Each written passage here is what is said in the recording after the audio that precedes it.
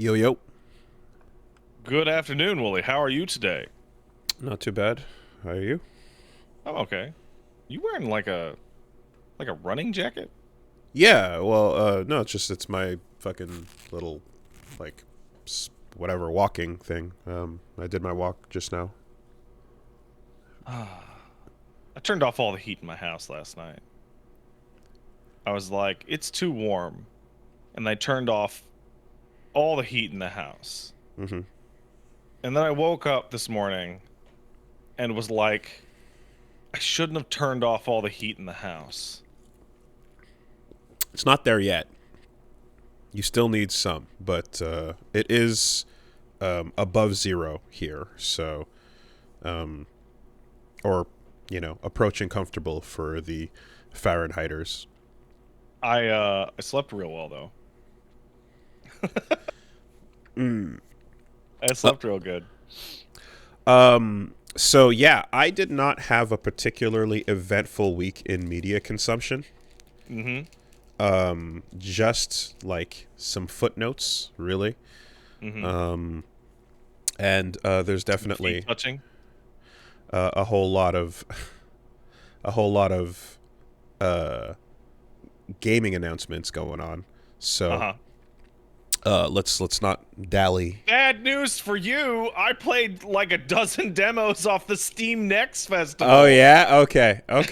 All right, so there you go. I You can can cut that down. report in on that because yeah, Nintendo Direct itself has a billion things. It sure does.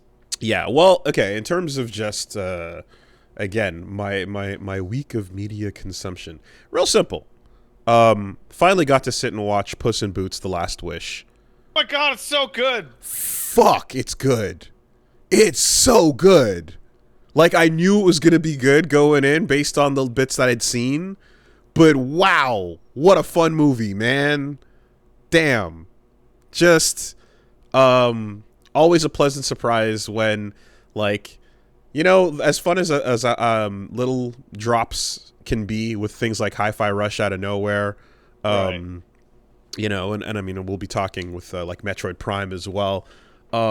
It's equally as fun when something that's in the middle of a franchise that you shouldn't give a fuck about, really, or pay too much close attention to, and then you just get like quality out of nowhere. Because I remember, when we were talking about this last time a bit, and it was like, right, there was a Puss in Boots 1, and it's like, oh yeah, that did get a spin-off, I'm sure. I And did. I did not you know hear anything about the Puss in Boots one ever. Not a single yeah, goddamn thing. no, like you got your fucking celebrity cast, it's type 3D movie going on, and all that.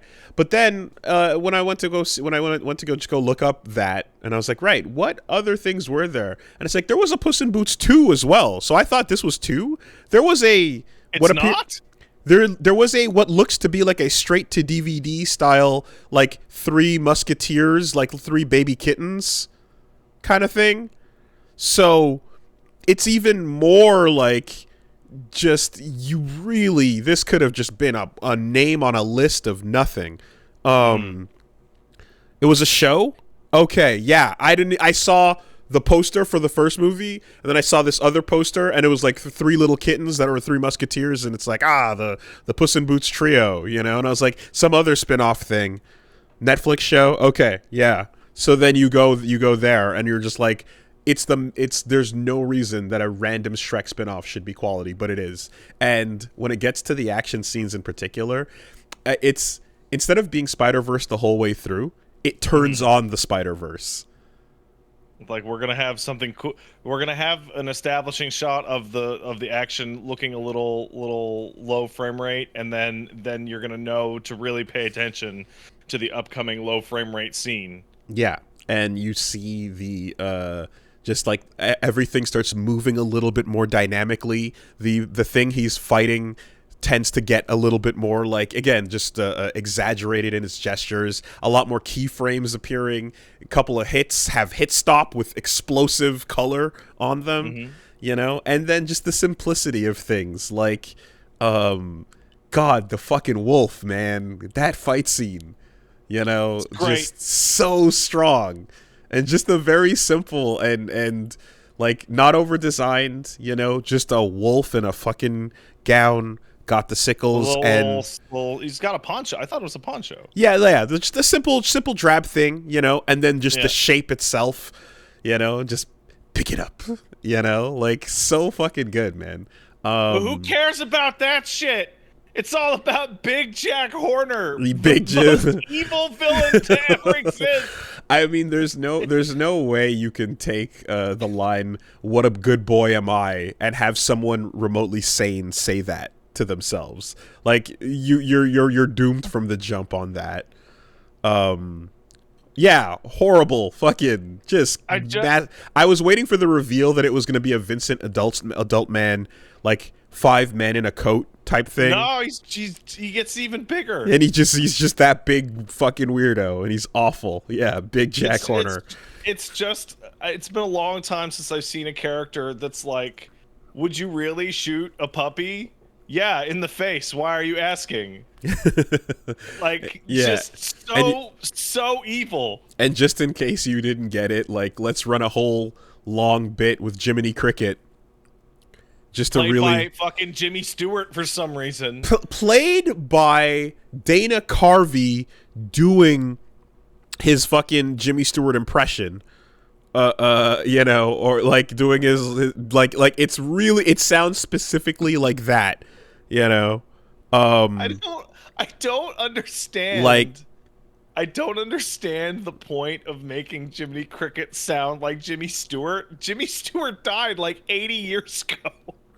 Like, but it's funny. Wow, we're gonna turn this thing around. You gotta just it specifically has that energy for anyone that remembers Dana Carvey, and if you don't, it's just a funny voice that the character's doing, you know. But yeah, no, just murder all around. Just kill everyone. And it was yeah, that was fine too. And a couple of ooh shit little twists with the backstory, you know, the history of Puss in Boots and his past. But anyway, really and truly though, like, I just appreciate the nature of a little otherwise should be forgettable spin-off, having quality action scenes, pretty funny jokes, pretty solid, like, simple through line, and a cartoon exploration of the nature of mortality, coming to terms with one's own end as a, like, major theme explored is really, really solid too, you know? Well, kids, you're gonna die one day. Nah, not me. Yes, you. Yes, you will die. We're all gonna die. Yeah, walk out of the theater with your kids and just like, are we gonna... Yes, you have to have the talk now. Everyone is going to. And then what, hey, right? Let me ask you, now that you actually watched the movie, did you watch the movie with subtitles? No, I didn't. Okay, so you didn't encounter the frustrating issue that I was having. Yeah. I didn't catch that. I watched it default on the whatever Apple TV. You sicko. No subtitles. That being said, I felt like contextually it was fine. Most of the pero and perotito scenes and whatever were perito, excuse me. Like, I felt like contextually you could grab what they were going for. I did not contextually grab that. I thought he was calling him his own name. And then when they're like, I don't have a name, I'm like, you were just calling him a name. Yeah, well, that's also kind of the bit, though. You know? The bit is that, like, they're just like, oh, little dog, and then they're just like, oh, well, that's become your name amicably anyway, but yeah, it was good. It was good. And that dog was fucking the solid, just I used to have that dog, basically. Yeah. Just some tiny fucking piece of shit. Hopelessly dumb, hopelessly innocent. Good stuff. Good stuff. So yeah, no, I just come and just underlining how fucking quality that goddamn movie is, and Oh, it's fucking fantastic. yeah, yeah, yeah. And then, also just like little moments where I'm like, oh yeah, this is where the action, this is where the big set piece video game moment happens, where you have a Colossus battle, or you're jumping through floating obstacles in the sky that are affected by loose gravity and things like that, and you're just kind of seeing how that is like right plays out the same way. Rad shit, highly recommend. Go check that out. Way better than it deserves to be. And I would like to know as well, like maybe there'll be a thing where like you kind of find out, you're just like, for now you're like, wow, that was really good, and then down the line you were like, oh, there was a person thing or team, or there was some sort of direct attribution where you're like, right, okay, this can show up in other series or other places, and like this type of quality, especially with the action. Kind of like if you were to see like Gendy stuff before you know that to say the name Gendy Tartakovsky, you just kind of like, oh yeah, it's that Samurai Jack Dexter stuff. Yeah, those some of those Dexter fights got pretty cool, right? Yeah, and then you kind of were like, oh wait, hold on, there's a consistency here. That'd be cool. Somewhere in DreamWorks, just a little fucking super solid team of creators. I'm interested to seeing, because the ending of the movie points towards the next one being a Shrek film, and I'm interested to see if these people are going to be doing the next Shrek film. I mean, there was no chance that this was not going to have a sequel anyway, because this is the Shrek spin-off franchise. It's the fact that it is a big hit and everybody's popping off at it means that'll just come faster, and probably they'll hopefully get the reins to do their thing with it, but Shrek is also established as Shrek, so I don't know how much Shrek can become, or Puss in Boots 2 style can become Shrek, but not that I fucking care either way, but I mean, whatever, I feel like I think of the climax of Shrek 2 with holding out for a hero, and I can think you could just do something like that, just animate it better, because that was like 20 years ago. Yeah, I don't know. I have not kept up on my Shrek. I have not. I've been told that was a mistake. That the Shreks are high quality. Which is weird, because I remember seeing the first one and being like, Shrek 1 was good. There's Shrek 1, Shrek 1 did its thing back in the day. I miss John Lithgow. Yeah. I'm just a big fan of, like, some of you may die, and that's a sacrifice I'm willing to make. Weird amount of John Lithgow talk recently. Yeah, because John Lithgow fucking rules. He's fucking great. You ever see him? You see him being fucking evil in Cliffhanger, and that shit. Yeah, is he the villain in fucking Cliffhanger? I thought the Cliff was the villain in Cliffhanger. I believe he's the villain in Cliffhanger, if I remember correctly, and it's super weird because it's like one of those bits where you could have seen that way before you knew who he was, and then you go back to it like RoboCop, and you go, "What the fuck, Red Foreman?" Like it's one of those kind of moments where you're just like, Third Rock. Have you ever seen fucking Ricochet from '91? No. So Ricochet is a movie in which John Lithgow is the villain, and he plays some fucking dickhead Red Foreman RoboCop style gangster who gets caught by Denzel Washington as a beat cop, and he goes to jail. And when he gets out of jail, like, Denzel's being like the fucking DA of the city or the mayor or some shit. And so he enacts this completely absurd, elaborate plan to ruin his whole life that involves with, like, drugging him with heroin and then paying a prostitute to give him the clap. Yeah, okay. And then, he's disgraced. And, like, the whole time, he's just going, no, John Lithgow, he's evil. He's out to get me. Like, oh, you're crazy, Denzel Washington. You're crazy. He's not doing nothing. That sounds, sounds like a 90s Denzel. Absolutely. Why not? Why not that and a little hit of virtuosity while we're at it. I do not know what that is. Another Denzel vehicle that I want to say was in either 95.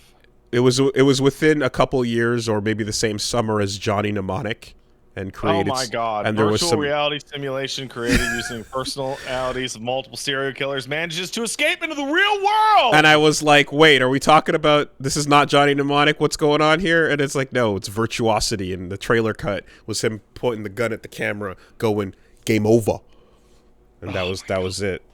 And that stuck with me. Yeah. There you go. Reset the clock on that shit. Anyways. Can we get a John Lithgow vehicle, please? I forgot about that term. John was balding and old when we last remembered him in the early 90s. Like late 90s even. John must be really fucking... Yeah. I'm sure they can fill him with enough orphan blood to fucking get him onto a stage. That's what they do, you know. He's 77. Okay, not too bad. Not too bad. That's not too bad. Yeah.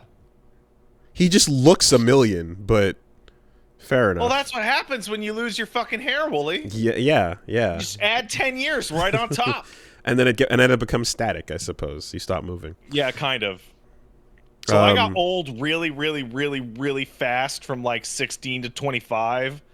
But then I just kind of hang out. You lock it in. Not quite 40 for the rest of that time. Yep. That's one way to do it. That is one way to do it.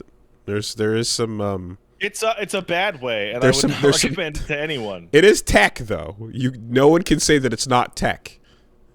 I would qualify it as it's not tech. I would qualify it as tech, you know? You're full of shit. Because as time goes on, people are like, "Oh wow, like you look exactly the same. You haven't changed." Yeah, and that's a form of tech, you know? Absolutely. Like some people like it's a roller coaster drop off. You know, and this is one way of doing it. Hey, Mom, if you're listening to this podcast, stop listening. But I had the insanely weird situation during COVID where I had not seen my parents for a while, but then we hung out right before we came out to BC. We just talk on the phone, and I was hanging out with my mom, and back in my head, I'm like, when did you just turn into grandma? I really hope she stopped listening. You just turned right into grandma. Looks just like her. It's so weird. It's weird. Huh. I feel like yeah, no. I had that's if she anyway, you'll get goes gradual, right? And then you don't see him for a while, and then it just you'll get a phone call about that if she did choose to continue listening. Love you, Mom.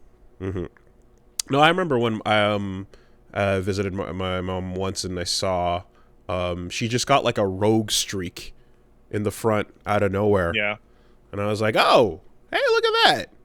You know, and she's like, yeah. You know, and she's like all, and I'm like, no, it's kind of cool. You know, it's a thing. It's you know, and she's like, yeah. And then she's like redone her styles of hair to like find ways to hide it and stuff, you know. But I'm just like, just let it rock, man. Like, it's pretty dope, and I personally can't wait for fucking silver dreads. I've got a love that shit. I'm very luckily graying professor style, like streaks in the beard and the temples. Mm-hmm. So thank God, at least I got that. I think, you know, I'm trying to think of like appearance changes. I think the most upsetting thing I ever saw in anyone's appearance that ever changed was maybe 5-10 years ago. My dad just said fuck it and shaved his mustache for the first time in his entire life. And I was like, no. Yeah, you go back to that. Put it back. Yeah. You go back to that baby moment where like the baby sees the shave for the first time and dad's face has become something else, and who the fuck are you? And I hate it. I recognize some of it, but I hate it so much. I still hate it. I still very much hate it. I think it's because I think it's because his mustache had been going from, red, brown, black Mm-hmm. to gray to more gray to gray and white to more gray and white. And if he was walking around with his mustache right now, it would be like All white. straight white the Yeah, whole way yeah, yeah, across, like a yeah. Jack Layton thing. Yeah. Nah, man. Let it rock. Like I got the two grays coming in on the beard first and foremost. Like up Or top, are they on the sides? yeah, the lighting here doesn't show it off as much, but like basically the strands down in front are going down like that. The rest is mostly black. Up top mostly, couple every now and then, not much, but like I have quite a few going in right here. And it looks pretty dope. I like it. I got my hair cut recently and only discovered that the bald part up at the top is like stronger on one side. It's Like moving. it's not like a pure stanza. It's like on my left side, I got to keep like a full inch further down than the Yeah, right side. yeah. And it's No, like, I oh come on, that's not fair. I updated my Twitter profile pic to show them off because I thought they looked cool. I'm gonna look at that. You can see Oh. the texture change, salt and pepper. Oh, that's why you updated. Okay, I was wondering about that. Yeah, because I like my beard. That's looking all fucking old and shit. Looks cool. Cool. So aside from getting old and Puss in Boots, what else you got? So yeah, no, I guess just to wrap up a little bit, had a fun week going through some stuff. Did the stream with Keats, did the Rumbleverse farewell. Had a good time. We did trios, and Was there any like deep hidden Rumbleverse information that was unearthed as a source of this? I mean, we talked about we learned. I learned some strats a little too late, but I learned some fun stuff. You know, yeah, I think so. Basically, there was a moment where I was like, okay, so let's talk about all the crazy cool shit that never got to happen, right? Let's like, I was like, look, what's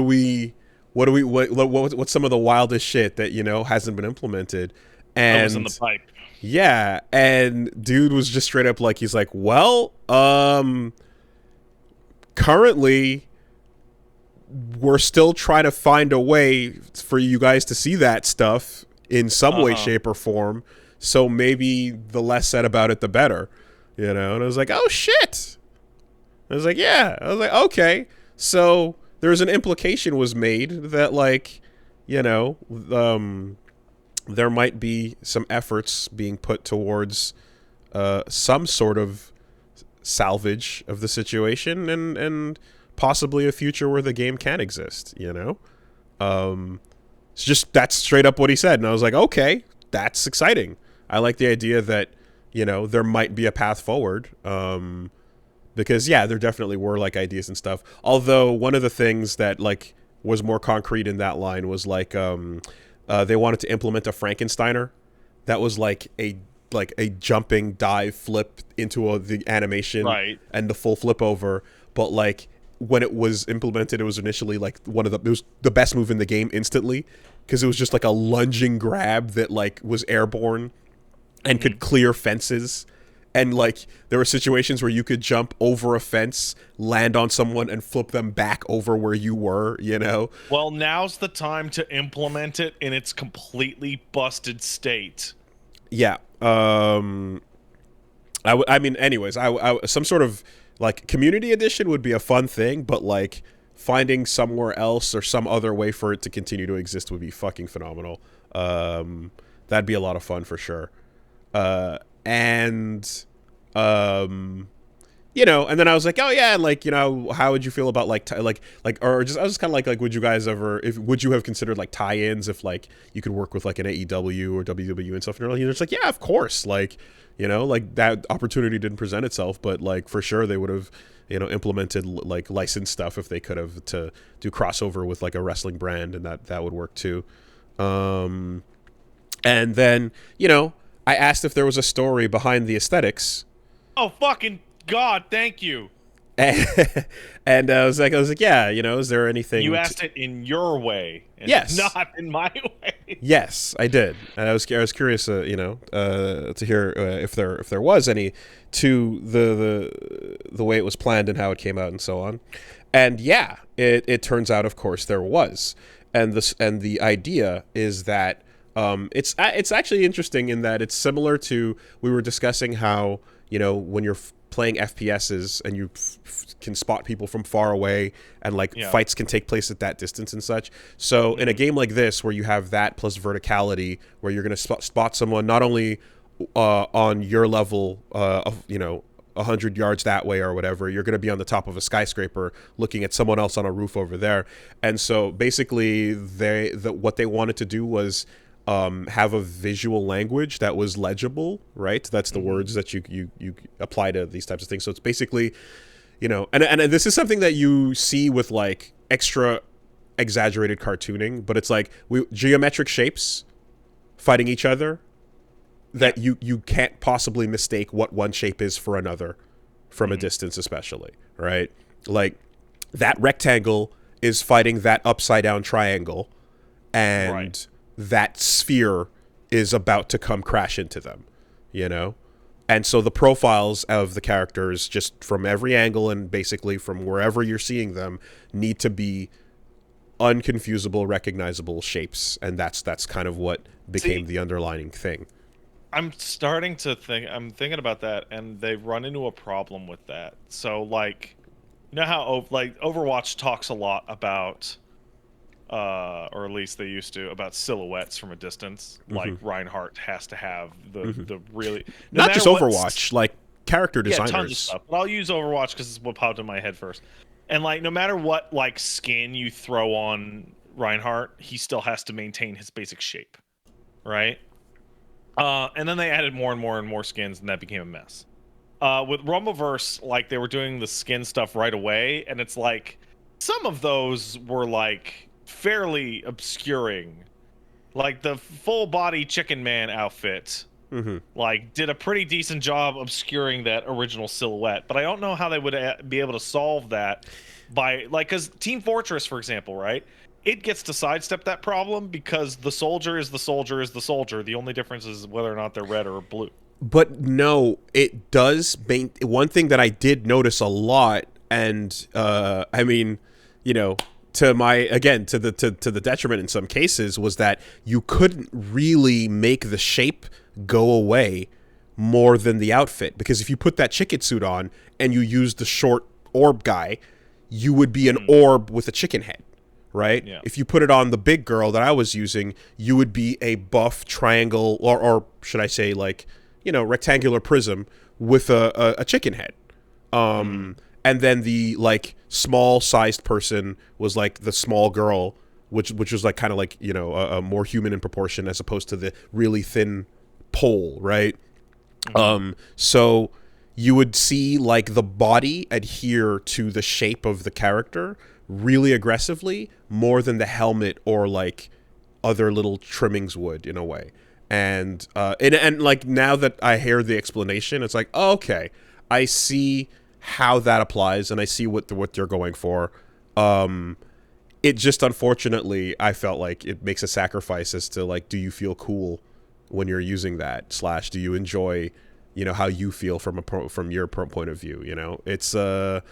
It's a very and I think about exaggerated characters in stuff that I don't mind at all. I think of Bruce Timm character designs. I think of Batman and Superman animated series, and how those are fucking triangle ass characters, and some of the shapes of the villains as well are incredibly distinct, but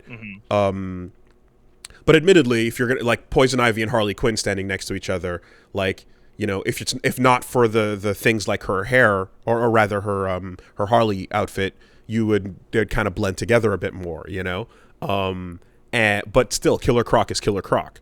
I find that's a style that exaggerates and also manages to kind of fucking nail it, I suppose. Penguin as well is a round orb thing, but feels good, cool. Feels like it's really Well, successful. penguin's usually an orb with an inverted triangle on top for like aggressiveness. But I always interpreted that as Penguin's design as an orb with a big angry triangle was that he's not physically able to hurt you, but what's in his head is pure evil. But so I've played a lot of games that have this exact like legibility concern. So like when you're playing PUBG to fucking Fortnite, right? In Fortnite, everybody has their fancy skin, right? And your skin can dramatically affect your personal visibility depending on what you're fucking standing next to, right? There was a skin that I used for a while, which was a guy that was like horrible freak neon purple with arrows coming off his body pointing at him going hit me. That was like the reverse of that. But I'm also thinking about how, like, in Dead by Daylight, where you're playing hide and seek in the dark, certain characters, because of their default costume and their skin tone, are way, way, way better on some maps.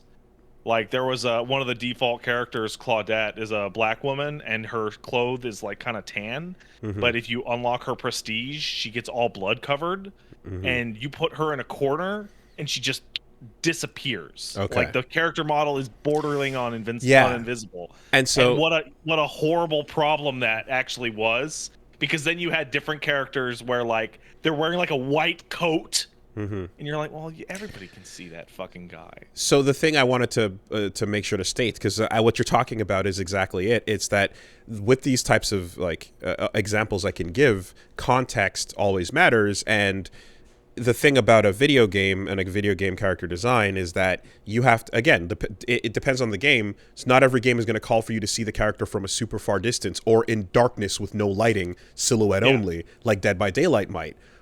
Everything I'm describing with the the animated series WB stuff was all they control how close and how far you are to the camera when you depict these characters. The art is seen exactly the way the artist wants you to see it at every moment. So they control how that language is communicated visually. Spider-Verse Kingpin is a fantastic example, who can fill the frame up in front of Miles when needed, or just be that big mountain that's shuffling on the ground over there when needed. But the player is the one who controls the camera in a video game. For an animated film or anything, you don't have to worry about. Like, you need to worry about visibility and readability, but you don't need to worry about readability in the space of 600 milliseconds. I think Rumbleverse like failed at its goal because like your character's body shape doesn't affect anything about them at all, right? The readability of the orb versus the triangle doesn't matter, and one of its larger problems is that like. You were never like, so when you're shooting someone in Fortnite, PUBG, Apex, whatever, you can fucking see what they have on their person in many cases. Like they have a gun or what have you. In Rumbleverse, the only time I knew what the guy I was fighting had on him is immediately after he hit me with it.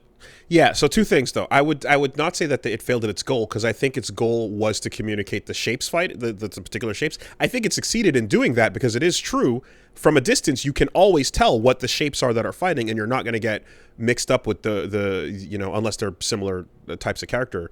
But in most cases you can distinguish from a distance who and what are fighting. It's more that goal, the detriment was to what most people would find like appealing in certain ways. And I would also say that like the recognition of the moves, like recognizing the type of gun on the person and stuff, in this case the game design was, I guess, just less about you seeing that, right? It's just because it's applying it's applying battle royale things like in the structure of how you win and such, but the recognition of the weapon that someone might have, for example, is not something that carried over to the way this game design presented itself. So there was something about the way that I said that, which I realized I didn't like explicitly state an implicit condition, which is like the reason why I say I think it failed in its goal is that its goal was obviously legibility for characters at a distance. But I feel like the implicit goal of designing your characters for legibility is that they are highly readable at a distance, but also not fucking ugly. Yeah. Like Yeah, no, absolutely. like And forest for the trees, kind of like. well, Yeah, okay, it's I would legible, and I don't want to look at it anymore. I would even build on that, and I would say highly legible and memorable while being distinct, right? Yeah. Good character design carries all those things in a way where, yeah, you'll see the shape, you'll recognize them, and you'll see the colors in a swatch. You know, good old Street Fighter 2, right? The fucking the best example in video games of just here's 8 boxes of colors put together, and you're like, oh yeah, instantly I know who those are. Yeah. Though that all needs to be juggled at the same time, and of course what generally is more important or takes precedent is, of course, like when the player are controlling the character, what you're seeing the entire time you're playing, you know, and you want those goals to be simultaneously achieved, not sacrificing, you know, like legibility is highest priority, and then other things kind of decrease as a result of it. Yeah, I think Fortnite's the funniest version of this because they have their default skin, which is like an army man. It's just like the most normal fucking thing in the world. And then all readability concerns fucking fly out the window because that's fucking Superman and Goku. Yeah. And you don't need readability concerns because the humans that are playing your video game know what fucking Superman and Goku look like. For sure. And that's the end of that story. At the same time, the child that is growing up that is really into Spider-Man is not only into Spider-Man because Spider-Man's everywhere. They're into Spider-Man because Spider-Man's an excellent design that's very memorable, and the 2 primary colors are, you know, doing their job in making that character imprint in the mind, you know. So it's both, like the character is iconic, therefore because they're memorable, and they become more memorable because they're iconic. And you know, when you're learning about them for the first time growing up, like like not every superhero blows up with the kids, right? But certain ones do. I think the saddest thing about all this is that, like, the longer I played, the more people I ran into that were just the lanky guy, naked man. Yep. Naked, lanky man. Mm-hmm. And like, I'm like, why is that happening? And then I figured that it's like, it's impossible to make a character that you think is cool in that game. So everyone who's playing it for long enough is just defaulting to a shit post. There's a shit post energy to what's going on. Now I landed on the body type that I thought was good, which was the buff girl one, because that's my taste. And then using that as a basis, I could build off of you know, with the different outfits and shit. But barring that, if you're looking for something that is just like, default to what most people would want in that regard, and you can't find anything, the attitude becomes that was like a regular human, like that's it. And then the attitude kind of becomes like, okay, well then we're just shit posting here, right? Which is like, or you just go like big naked fat girl, you know, like what Reggie was doing with his character as well and stuff. We're just like lol, right? That becomes the entire energy. So but anyways, not to just repeat last week's discussion, but that was the answer to that question. And that was interesting, and it does explain, you know, how we got here. I will say, either way, in defense of Keats and Rumbleverse, that as somebody like me who just plays and critiques things and doesn't make anything, it is definitely really easy to sit here and go, yeah, they should have just made it better. That's really easy. It is It is incredibly easy to just sit there and do. Yes, 100%. I also feel like it is. Sorry, I just got a message. 1 second. It's very easy to do that, and someone in the chat just go, it's fun too. You're right, guy. It is fun. Yeah. It is just fun to do. And I also like, just again, certain topics we just beat into the ground, you know. And in this case, it's like, for anyone who hasn't touched this game or whatever, it's just become associated because every time we bring it up, it's the only point that gets discussed. And so just beaten into the heads is that thing, when it's like, God, there's so much other fun shit, but you know. So I also hate the cyclical nature of how we fucking get into these shit things sometimes. I think the problem is that it's a fascinating conversation, because I remember you talking to somebody, fucking, I forget who it was, it doesn't matter, like 15 years ago, where the discussion was about some fucking anime fighter that was like mechanically fucking super in-depth and really cool and super awesome, and why aren't people playing this instead of Street Fighter? And your response was, because people like the characters in Street Fighter and they think they look cool. And it looks cool in Street Fighter when you do something with the character that you like. Were we talking about Arcana Heart? It might have been. This is like... Okay. This is like back when I was in university. Okay. And the person's just like, yeah, but it's so much more in depth. And you're like, if you don't like how it looks, nobody cares. No one's ever going to get to that depth. Yeah. No, it matters a lot, man. It matters a lot. And we've also talked Virtua Fighter, actually. Okay. It might have been fucking Virtua. But we've also talked about how the moment that fucking Big Band and Beowulf showed up in Skullgirls, how that was not just for you, but for many people, holy shit, look at these fucking badasses. Let's go. You know? Yeah, I liked one design in Skullgirls, which was Peacock, and I hated the way she played, so I didn't play Skullgirls.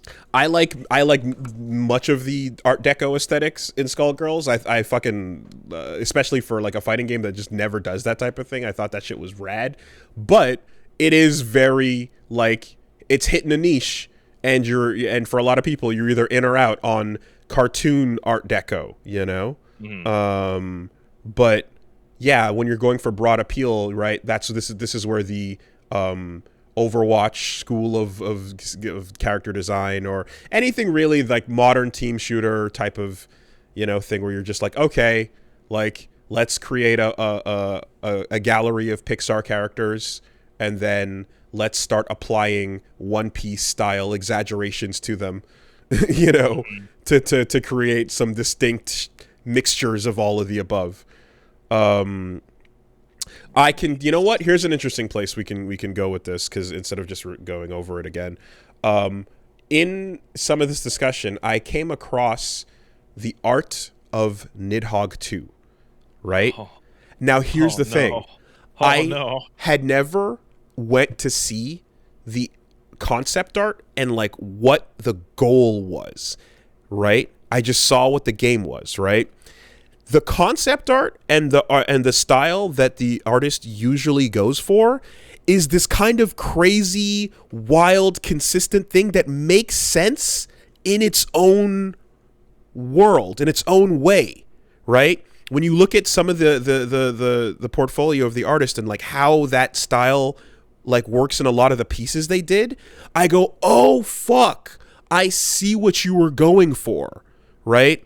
And this, in its own unique place where there are no prior expectations involved, could be a fun thing if you saw this world to be a game that you were like, oh yeah, this is a unique style, a unique world with these these goofy characters and eyeballs jutting out of heads and all kinds of wild shit, right? And like when you see it fully lit, it's nice. It works, and it's a very it makes sense, you know. But when you look at it as a replacement, or the characters from 1 being the simple old school Atari blockmen evolving into this, and you think of the stickman fights you were envisioning when you played Nidhogg 1, you hate it, because this is not at all what I wanted from what I liked in Nidhogg 1, nor was it what I envisioned these characters to look like. So it becomes a comparison point that you just can't get over, because fuck that, I want what I was thinking of, right? And And Hey, hold on a second. I just saw something that I need to address. I just saw somebody like people really overblow the whole Nidhogg 2 thing. No, if anything, people underblow it. If anything, Nidhogg 2 is not talked about enough. it's the comparison to what came before and the expectation of that creates this jarring head. Whoa, what the fuck happened, right? When you look, but like I had never actually gone and seen the concept art for what it was in itself, and as its own world, as its own game that had no connection. It's cool. It can work. It can be a thing. You know, it would be a fun. Yeah. It's almost like, it almost reminds me of kind of like you look at like Psychonauts and these games with very just distinct, colorful, unique, things going on, and like I could see that existing, but because of what it was originally, you get here, and I was also like talking to the Yomi Hustle guy, Ivy Sly, about like, yeah, if you ever got like, if a super talented artist ever came along and said, yo, I can do some amazing sprites for this game, like, would you be down to like do that? Would you like to see these characters become like, super detailed and all that? The mods in the game have already made it really pretty, and people have been doing lots of amazing backgrounds and character designs and shit. But he wisely said, yeah, but I'm also aware of how situations like Nidhogg 2 can happen, and like, you don't want to just take something that is the cool old Newgrounds stick figure battles that we are looking at and remembering from the Flash era, and then replace that with something that people absolutely did not have in mind, and then and then it just becomes like revulsion, right? The stick figures in and of themselves currently have character for stick figures. They've been getting more and more individual in that regard, and like you want to just be careful about that whenever someone has a expectation of the simple, and then you decide to draw and fill in the lines in their brain, It is interesting. Nidhogg 2 is it is an interesting example to just go back and look, and you can see, yeah, go check out like the full renders, not the in-game sprites, and you'll see what I'm talking about. I feel like Yomi Hustle, like, changing its art style, like, the stick figure art style has the benefit of being able to add like literally anything they ever want to it in the future and have it be consistent.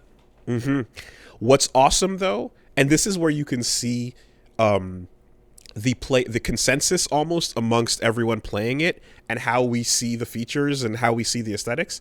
If you go to the workshop, which just got up, like, so the Steam version of the game, they just updated so that you can do community workshop files to download stages, characters, and customization stuff. If you go look at the really popular characters and stages that people have added to the game, which supports modding, everyone is on an unwritten rule respecting that it's about a level of subtlety. And like a lot of the backgrounds that are really nice are like, they're not trying to be too jarring with what you're seeing. It's like layers of gradients, layers of, because like it's originally just a black background, and they're like, we're going to add a little bit here. We're going to be a bit minimalist. We're going to add some details. We're going to make like a night sky that's really pretty, but we're not going to have a crazy busy hyper animated background, right? And the characters are all going to be all the custom characters, which could be anything. People tend to make them adhere to, well, it's a silhouette of a stick figure. And yeah, so I'm looking at a silhouette of Michael Jackson right now. Exactly. Everyone kind of understands the shared aesthetic that we like is like, keep your characters to silhouettes with distinct features highlighted, like a sword or a whatever robot fucking shape arms, and keep your backgrounds to like kind of subtle things as well, because that's currently the visual style that the default game has, and anything you're going to build on it can build in that way, So the community creations almost show you what we all kind of feel more detail could and should look like, without going way past the line of like, okay, well, this is not even what I recognize anymore, It's an interesting idea for like this exact topic. You're seeing people implement it themselves by inserting their own versions of these designs and characters into the game. Anyway, that's pretty much it, with those two things. The Rumbleverse stream will be dropping over on Wooly Versus soon. Check that out. And yeah, playing more Hi-Fi Rush, loving that. Mass Effect 3 is continuing. And this Friday as well, I'm going to be doing a sponsored, actually 2 sponsored streams for Wild Hearts. So that's that new, like, hunting of the monsters style game. Monster Hunter. It's that game where monsters get hunted. Did you ever play Toukiden 2? I didn't, but I watched it being played. Okay, because like Koei Tecmo has fucking Capcom stole the Dynasty Warriors idea and made like fucking Samurai Warriors or whatever it was, or Sengoku Pasara, I think it was. And Koei Tecmo responded by going, we can make a Monster Hunter. And Toukiden 1 was like kind of okay. Toukiden 2 was like, it was getting there. It was pretty good. I heard. Yeah. And that grappling stuff was real cool. It wasn't quite as good as the Monster Hunter of the time, but like you saw like a gigantic improvement. That is the game that also got me to really appreciate the difference between a grappling hook and a zipline.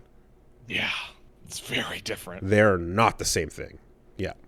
So I'm interested in seeing what's going on with Wild Hearts because I'm a little worried that game is kind of being sent out to die because I found out it was coming out last week, and then when I mentioned that, everyone was like, "What?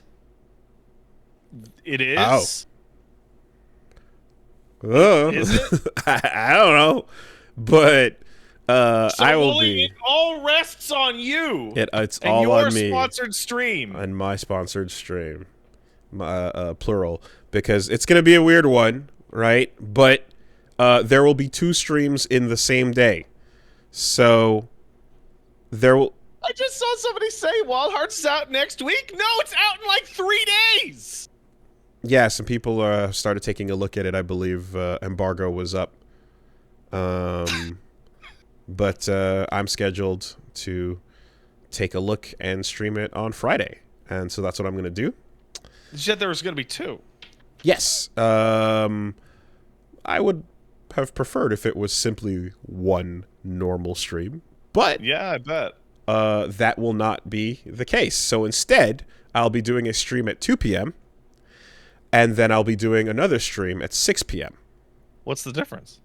There will be stream 1 at 2 p.m. and there will be stream 2 at 6 p.m. What's the length of these? About 2 hours each. Okay, because I'm like, if you run the first one 4 hours, then you'll just roll right into the We are going to do 2 hours. We are going to stop. And then we are going to restart and do another 2 hours. That sounds fun. That sounds like a super great idea that you were totally 100% on board with when you had the discussion. I can hit a button and then hit it again. Yeah. That's fine. I got no issues but with that. You know? Just game is working out based on what you told me and what I'm. Sorry, you cut out. What'd you say? I said I don't know what the marketing for this game is about. If what you're telling me and what. Because if I was doing this sponsored stream, I'd just run it for like 7 hours. Whatever the marketing is about, I approve of the marketing decisions that this game is making. I'll tell you one thing. Oh, I bet. I approve. So we'll check it out. I'm sure they're good decisions. My Karakura. And I'll see if I can't fuck up a monster. You'll probably fuck up way more than one monster. Yeah. So tune into the 2 streams we'll be doing on Friday. And then a video, or a few, will be popping up very, very shortly afterwards within the realm of the immediate week following. So that's the plan. That's pretty much it. All right. And that's all going to be over at twitch.tv/WoolyVersus. Yes, where exactly. And just in terms of house cleaning, yeah, Wooly versus the algorithm.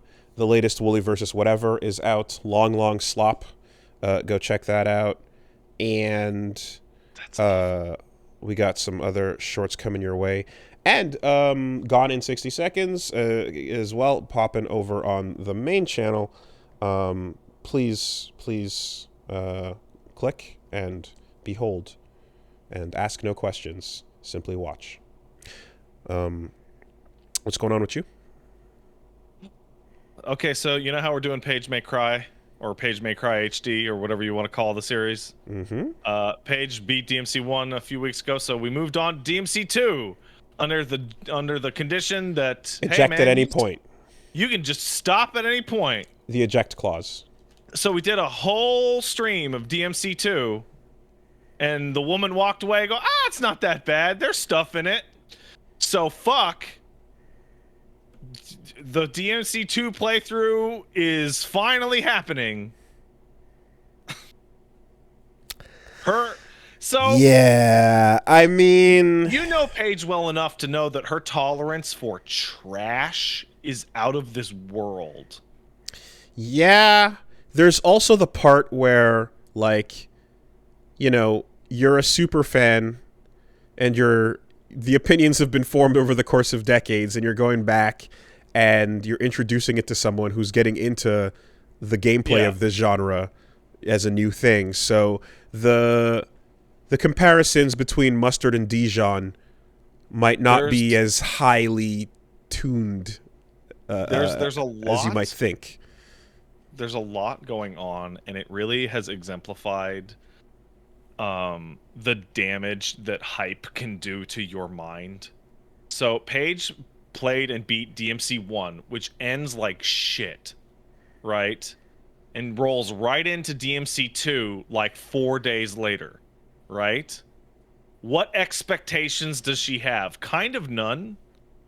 What expectations did I have when I played DMC 2 after spending like a year and a half beating DMC 1 on every difficulty and learning all sorts of cool moves and all that shit? I built up a fucking fake game in my mind, which would then later be released as DMC 3, technically.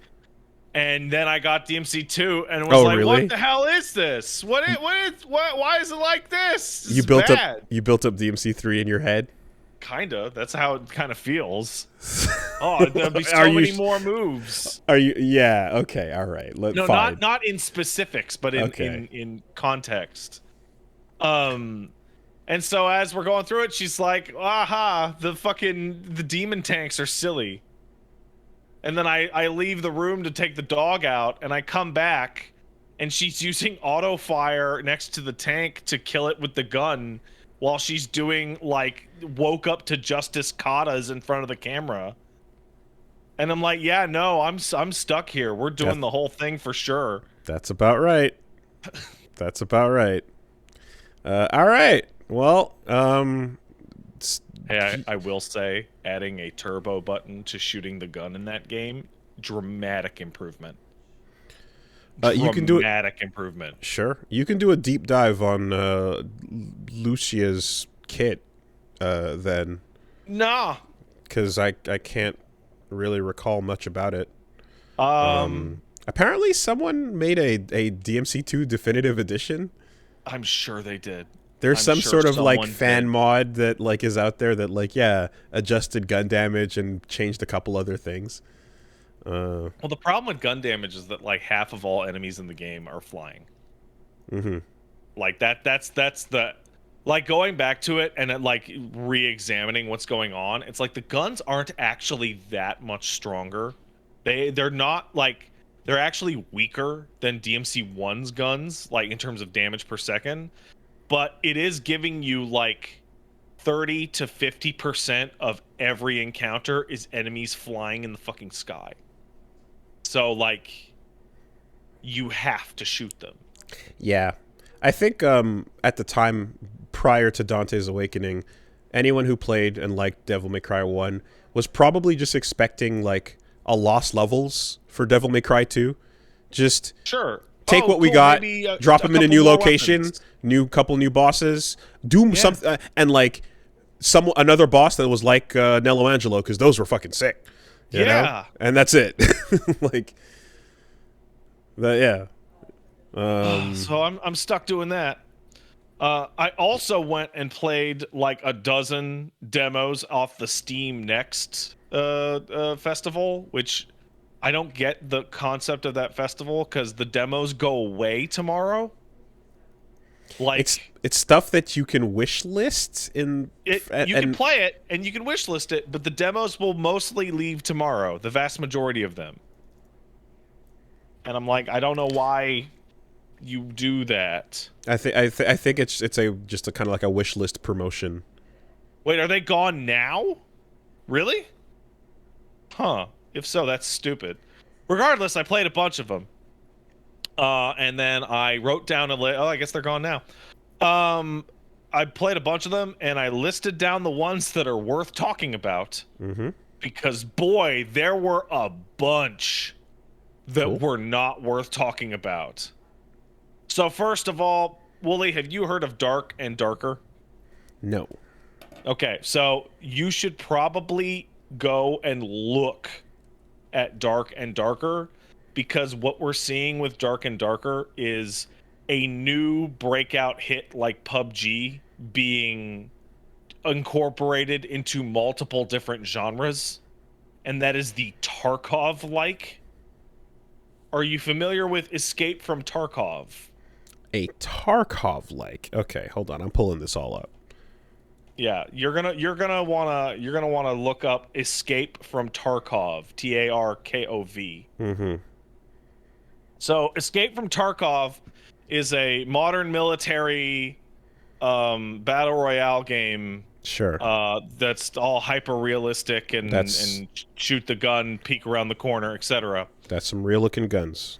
But its gimmick is the extraction mechanic. So basically, the idea is that you're not battle royaling to become the #1 guy at the end of the map. You're battle royaling until you can get enough stuff and then leave, and then you will bring in your stuff on the next run. And the idea is that you will increasingly empower yourself from run to run. But if you die, you will have a permadeath situation in which you lose all your shit. Okay, so there's no enclosing ring that is killing everybody. There is an enclosing ring. Oh, okay. And But it's not about being the last man standing. It's about getting good stuff and leaving. okay, so is there like a Titanfall drop ship type situation? Not that I am aware of. In Tarkov, I don't know how you extract.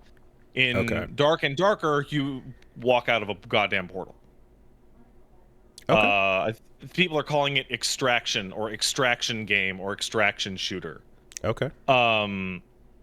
In Dark and Darker, that formula has been adapted to a first-person, like King's Field dungeon crawler.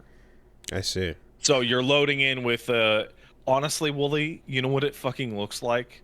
It looks like the game Mike and the gang play in Reboot. The fucking sword and sorcery game. It looks like that. Yeah. Like generic ass goblins Wizards, and skeletons. Wizards, warriors, and a word from our sponsors. Yeah. And you are loading in with 1, 2, or 3 players. Hunt Showdown kind of works like this. And you are dungeon crawling, opening chests, getting loot, I'll tell you, etc. I'm looking at footage of it. I'll tell you what it looks like. It looks like the games that FromSoft used to make before Dark Souls.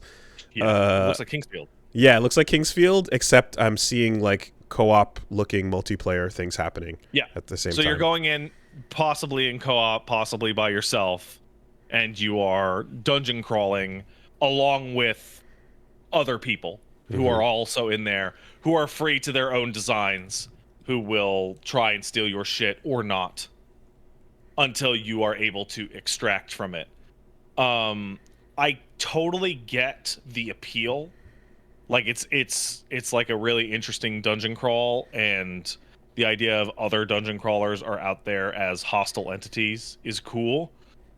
My main issue is that it controls and plays like shit.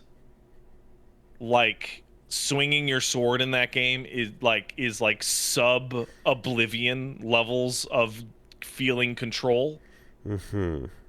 And same with like firing bows and arrows. Like it feels like trash. Now, a lot of the goals you just outlined are, one could say that when you do a mission in Darkest Dungeon, you're trying to get some loot, kill a monster, and get the fuck out of there while you're alive, right? Is that a parallel here, or am I stretching? Kinda. Okay. It's just multiplayer and in first person. Okay. So combat doesn't feel good then? Oh, it feels terrible. Like I picked up a bow and put, I want to say, 12 to 18 arrows directly in the face of one mummy before it went down. And it was like, wow, so fun. And then like played a sword and board character in which like the weapons, how do I put this? The weapons don't appear to hit as long as their visuals are. Okay. Like it looks like you should be able to hit a couple feet in front of you, but you have to be actually fairly close. Is this by design? Are you supposed to be struggling? Apparently the pushback as I'm saying this is that, well, of course the starter gear is terrible. To which, like, I don't think the issue is with the starter gear. I think the issue is with the way the game feels. They could totally, like, polish that and make it feel better, and I hope they do, because the concept is really cool. But I bounced right off of it because it feels bad to play. Like, it feels unenjoyable to move around and swing the sword. I thought this was the list of notables from the demos. It's notable in that its concept is cool, and it's like the #1 game on Twitch right now. Oh, okay, because it's blowing up and it's got a unique concept. And so I feel like I should bring it to your attention in that people are going crazy about it. Can you give me like a simple rundown of like what like a mission is like? Like you drop in. Okay.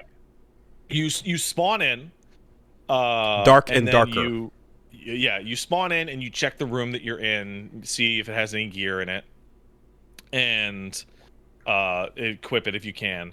Then you will wander around, trying to avoid other players while killing monsters and looting the dungeon until you happen upon a blue portal that will allow you to extract and leave. And everything in between the starting, wandering around, and finding the blue portal is fighting monsters, looting things, dodging traps, dealing with other players either by sneaking past them, ignoring them, being friendly, or attacking them. So does that mean permadeath if you do die? Yeah, if you die, you will lose all of your shit. Yeah, okay. And reset back to 0. Whereas if you extract with good items, you will keep those items for your next run. And if you don't extract, it's the same as dying. Yeah. Yeah, okay. Well, you will die eventually if you don't extract. Right. Do you have one opportunity, or is it like... No, there's a number of blue portals around the map. There are not enough for everyone, and when each one is an escape. And when it gets used, only one person can use it. Yeah, okay, no, that's I can see the fun in that. So when I had only one gets out at a time. That's cool. I was chatting with some friends of mine in Discord last night, and they were playing, and there was 3 of them playing, and they found a blue portal, and then one of them ran up and escaped, and then the other 2 were trapped trying to find another blue portal, which they did not. And if you're playing co-op with people, do you have to? I guess is it like you're co-oping until what is found, or like? You agree? Yeah, you would be co-oping until you can all find one to get out, or there's red portals which bring you to a deeper sub-level. So basically the next attempt at it. Interesting. It's a really cool idea. I really hope that they make it feel better to swing the fucking sword. Because like I've been playing a lot of games lately, and I've noticed that if I like fuck with the controls for 5 minutes and go ew, like that, I might as well just move on and never come back, because I'm all finicky and sensitive about that crap. But if the rule set for like how you play is part of the appeal, then like someone's gonna make a game that has a really tight combat and really good feeling, and then add these rules to it that are also fun. You know? There's currently 3 that I'm aware of. There's Escape from Tarkov, there's Hunt Showdown, and now there's this. Oh yeah, Hunt Showdown. Right, that's what that is. It's an extraction game as well. Yeah. Okay. Yeah. Okay. Yeah. That game I've definitely. And every time I'm like, should I get in a Hunt Showdown? People go, do you have 2 friends to play with? And I go, no. And they go, don't get in a Hunt Showdown then. Done. And I go, oh, okay, fine. And that would explain why I'm looking at here this like really elaborate inventory screen with like the shit you can carry. The inventory and shop stuff is like weirdly like psycho elaborate. Like there are 10 different shops to sell your stuff to. Because I imagine again, like how you manage what you're holding and how you extract and stuff is like a big important part of all of this. So yeah, okay, interesting. Dark and darker. Yeah. All right, moving on. I finally played Phantom Brigade. Yeah. Phantom Brigade is a robot strategy game in which you can control time and plot things out because you know everything that's going to happen. Yeah, it's super great. I don't know the last time you played it if they had like the overworld map. They did. You like moving it around. Yeah. I only have one. No, I have 2 problems. One is it still doesn't have full replay, despite the fact that it's coming out relatively soon. It's coming out in like a month or 2. Still doesn't have full replay. Yeah. The second thing is that I actually found it really, really, really finicky to move my actions around on the timeline, because I would be trying to like find the point in the timeline on the enemy line with the mouse, and like everything would be kind of going nuts. And then I would try and be going down into the bottom timeline, and then trying to find heat would run out, and it like everything is flying about. It's really sensitive. I know exactly what you're talking about, and like so at first, because some of that the parts you use, because you can really customize your parts like aggressively, and it feels like that's going to be a big front mission-esque kind of like aspect to this, where like you can go in depth with every robot and build it up and down how you want, which is fun. But yeah, I feel like perfecting the turn it takes a couple of runs where you're like, okay, you run over here and aim your shotgun that way, and you're like, okay, no, you're not getting all the shots, and then it's like you plot it a couple times until it's right, and when you get it right, you're like, okay, but you have to run through the timeline a few times to get the perfect one, you know, and yeah, what would improve that is like perhaps a little bit more snapping, right? Snap to target, snap to wall, right? But instead it doesn't snap to anything, and it just kind of lets you really freely and loosely do things. But if they added snap targets and snap movement to certain moments, then that would absolutely smooth that problem out. I also ran into the issue where I don't think it's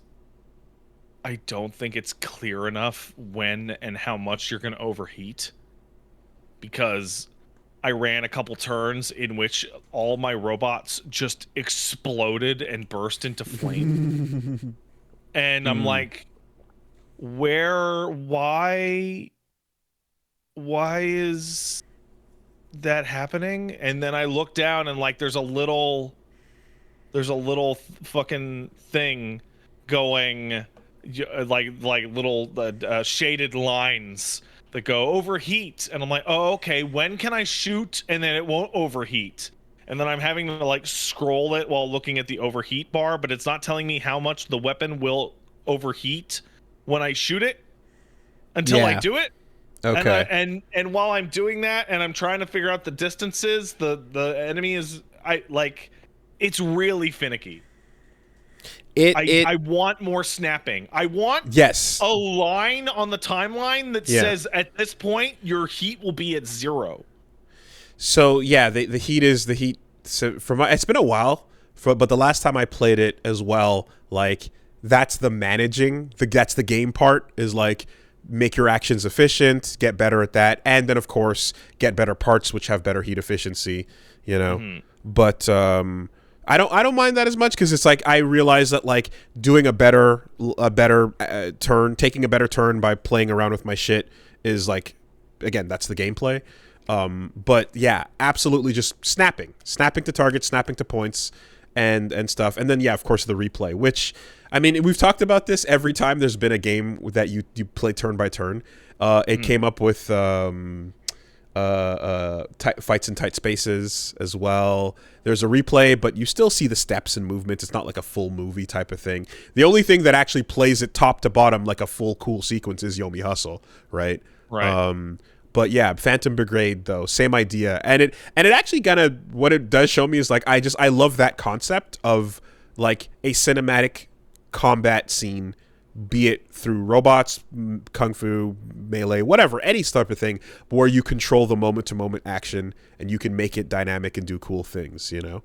But yeah, I would agree with that. There's some stuff too as well about how long it takes on the overworld to like get to locations and to do things. You have to travel for a while in some cases. Like there's this whole big map of like different provinces you roll through as a rolling military base, and a lot of that stuff, I feel like, you know how like in XCOM between missions, there's a bunch of shit going on that you're managing. So there's that, but there's not as much to do. But it's just as like, you can imagine there being a lot of features, but you currently don't have as many features as you want to for the amount of time it takes for you to travel from city to city and stuff, you know?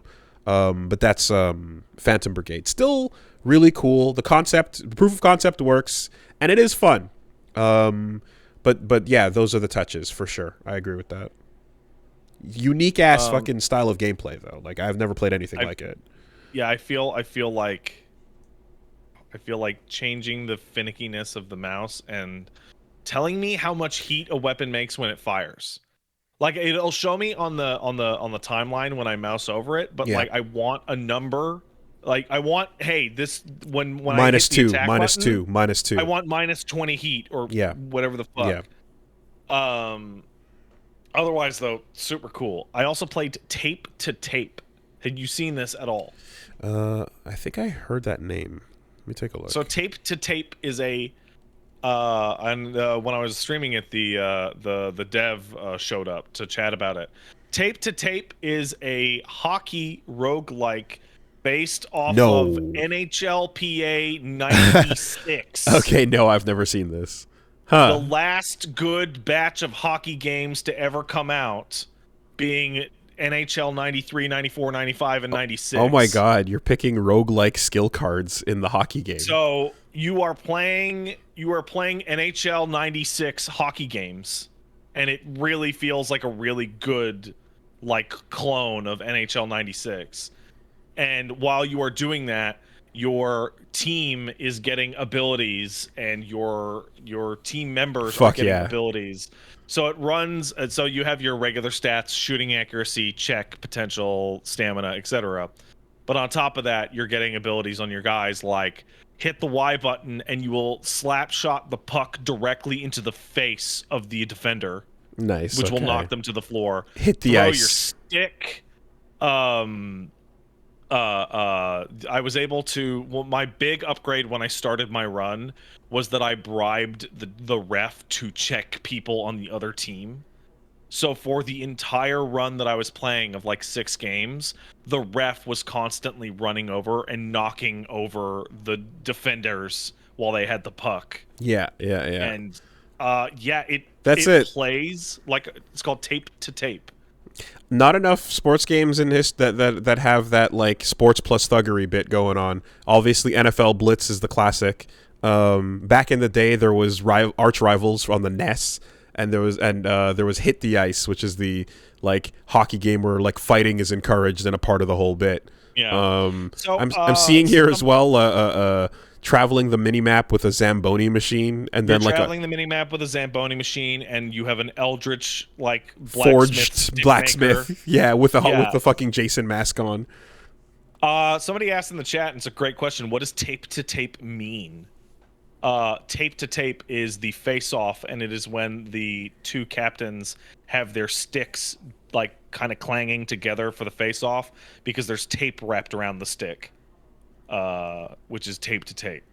So yeah, no, it plays really well. It has a really goofy, like hilarious fucking like concept in terms of its aesthetic. There's there's like a bunch of teams in the demo. One is the refs. Pat's wrong. Then what is it? Tape to tape's a pass? What?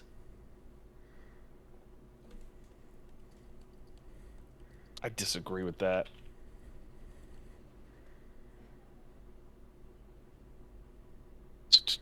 What is tape to tape? Oh, it's a roguelike hockey game. Well, that's not very. Oh, I guess I'm wrong. Huh. I had assumed that that's what it meant.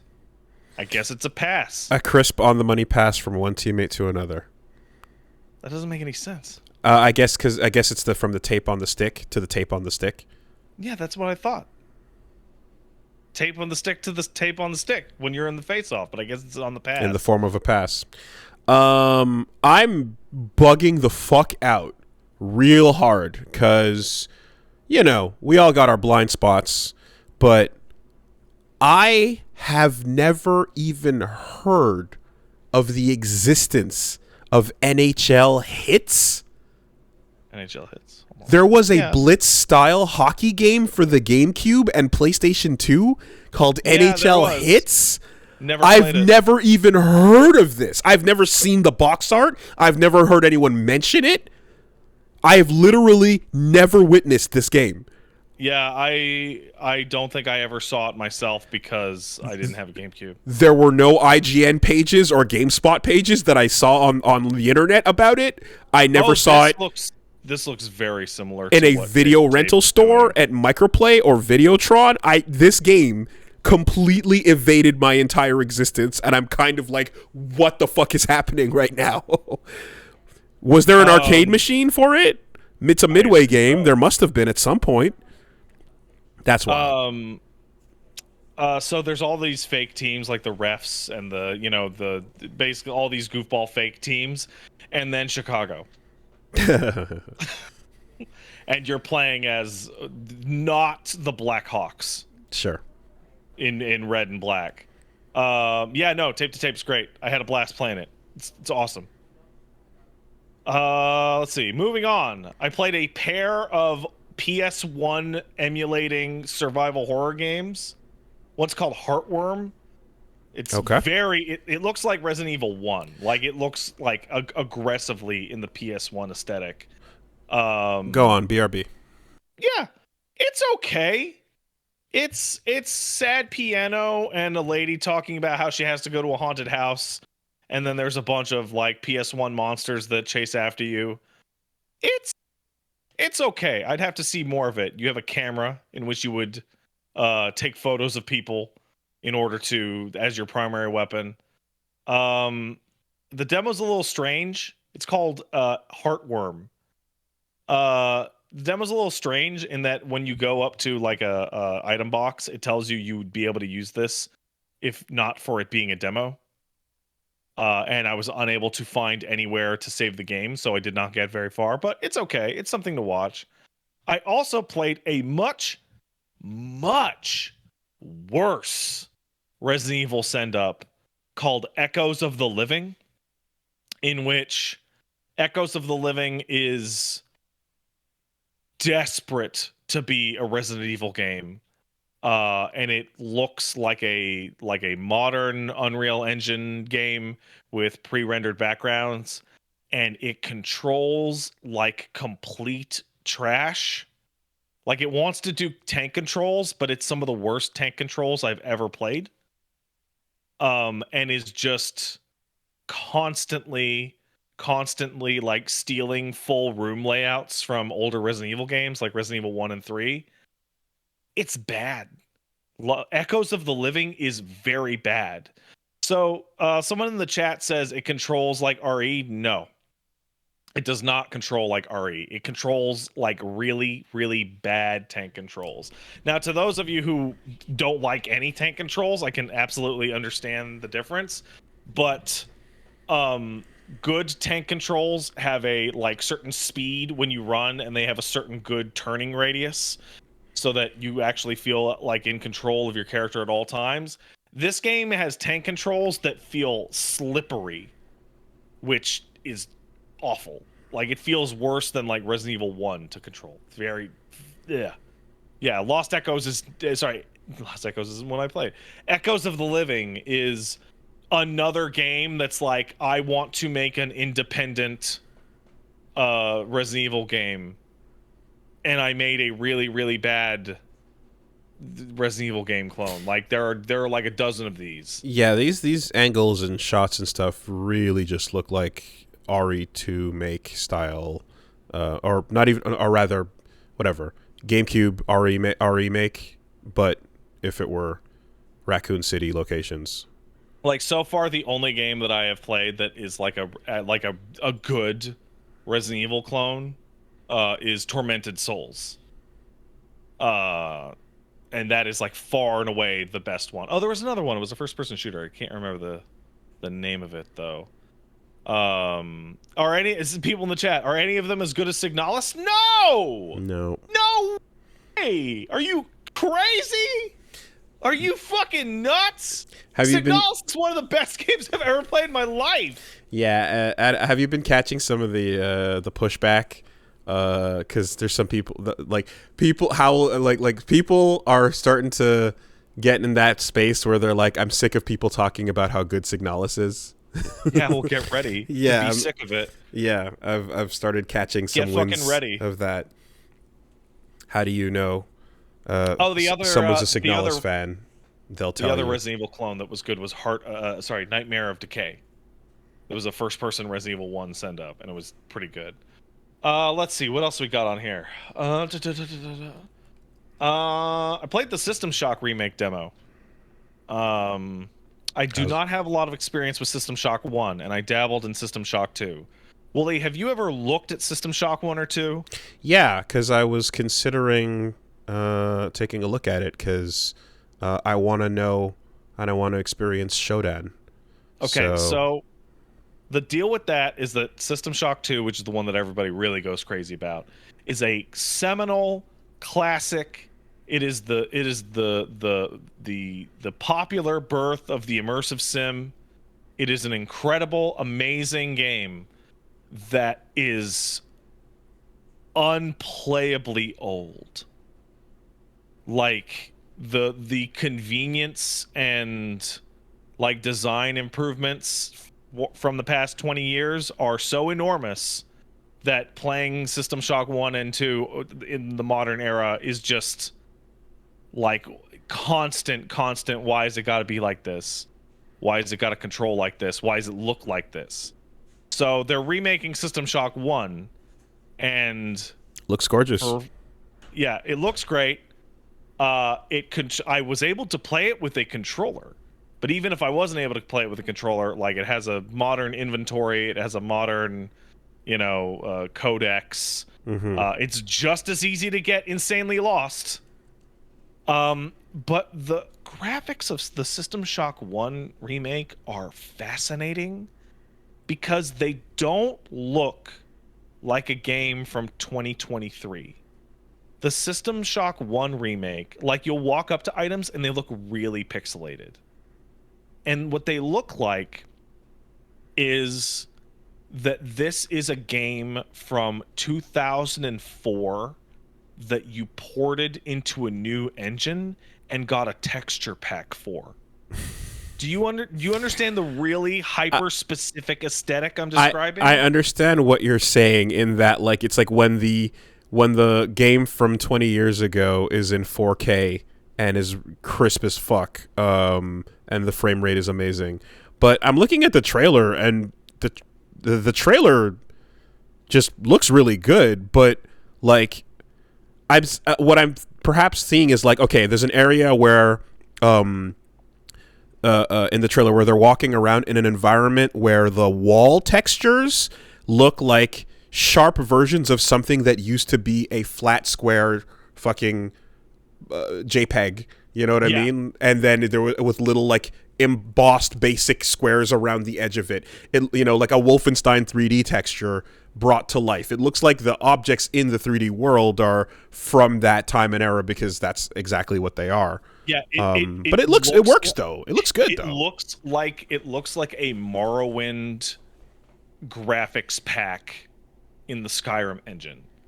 Like, and that art style feels really, really, really like legit because it's because you know how okay, so with Metroid Prime Remaster and the Dead Space Remaster, the same thing happened to me with both of those.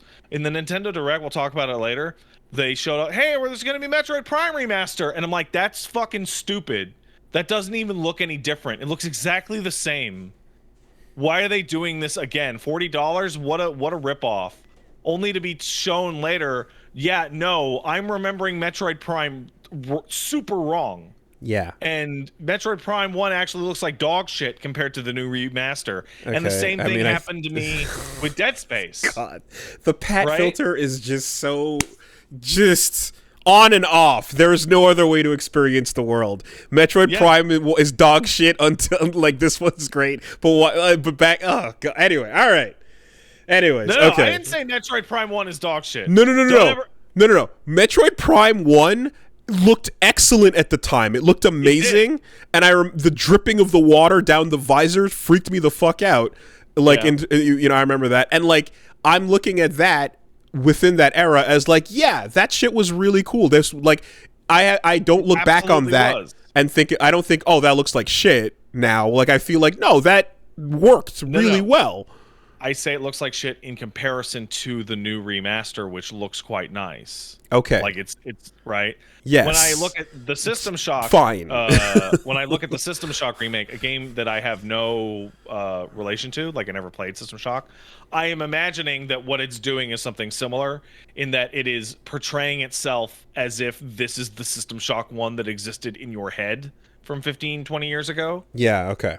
Because it still feels retro, it still feels like upscaled, but it's in fact obviously completely remade from the ground up. Yeah, it's great. I played it for an hour. I got super lost. So you want to just specify in comparison as opposed to like it holds up or it doesn't hold up. Yeah, you know. No, Metroid Prime 1 still looks great. It just absolutely doesn't holds look up. Very good compared to this new version. Yeah. Okay. Yeah. No. System Shock. Looks great. It feels good. Showdown's dialogue appears to be exactly the same, like same audio files and everything, which great. Don't need to change it. It was perfect then. Even if like there's a couple like lines that seem lo-fi, that's fine. You're listening to it over like a broken radio, right? Like a broken ship system. So every also, time, like, color-wise, looks like a game designed in the 90s. Like it is very blue. Like everything is like a really strong color everywhere. Yeah, I've always been super curious about it. So this is pretty sick. But another thing I also wonder about is like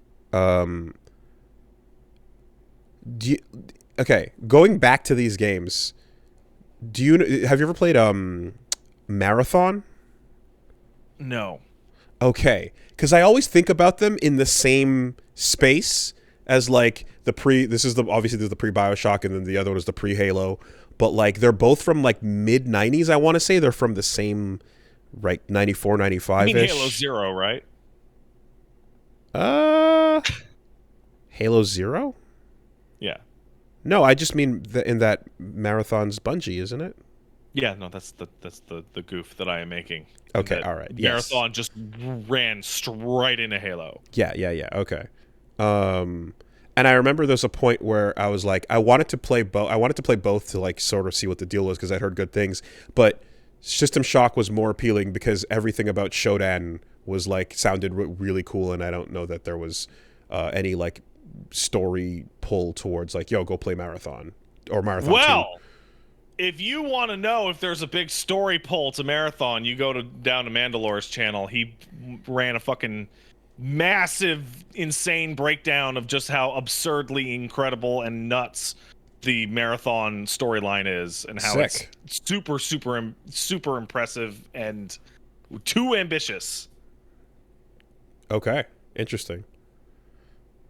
Yeah, those two have always been on like my thoughts, and they float together, weirdly. But I think in the end, in my brain, I went like, probably get around to System Shock first. But anyway. Well, System Shock's coming out in like 1 month. Nice. So now's the time. And last but not least, I played Shadows of Doubt, which is by far the most impressive game I played through this demo process. Not Shadows of a Doubt.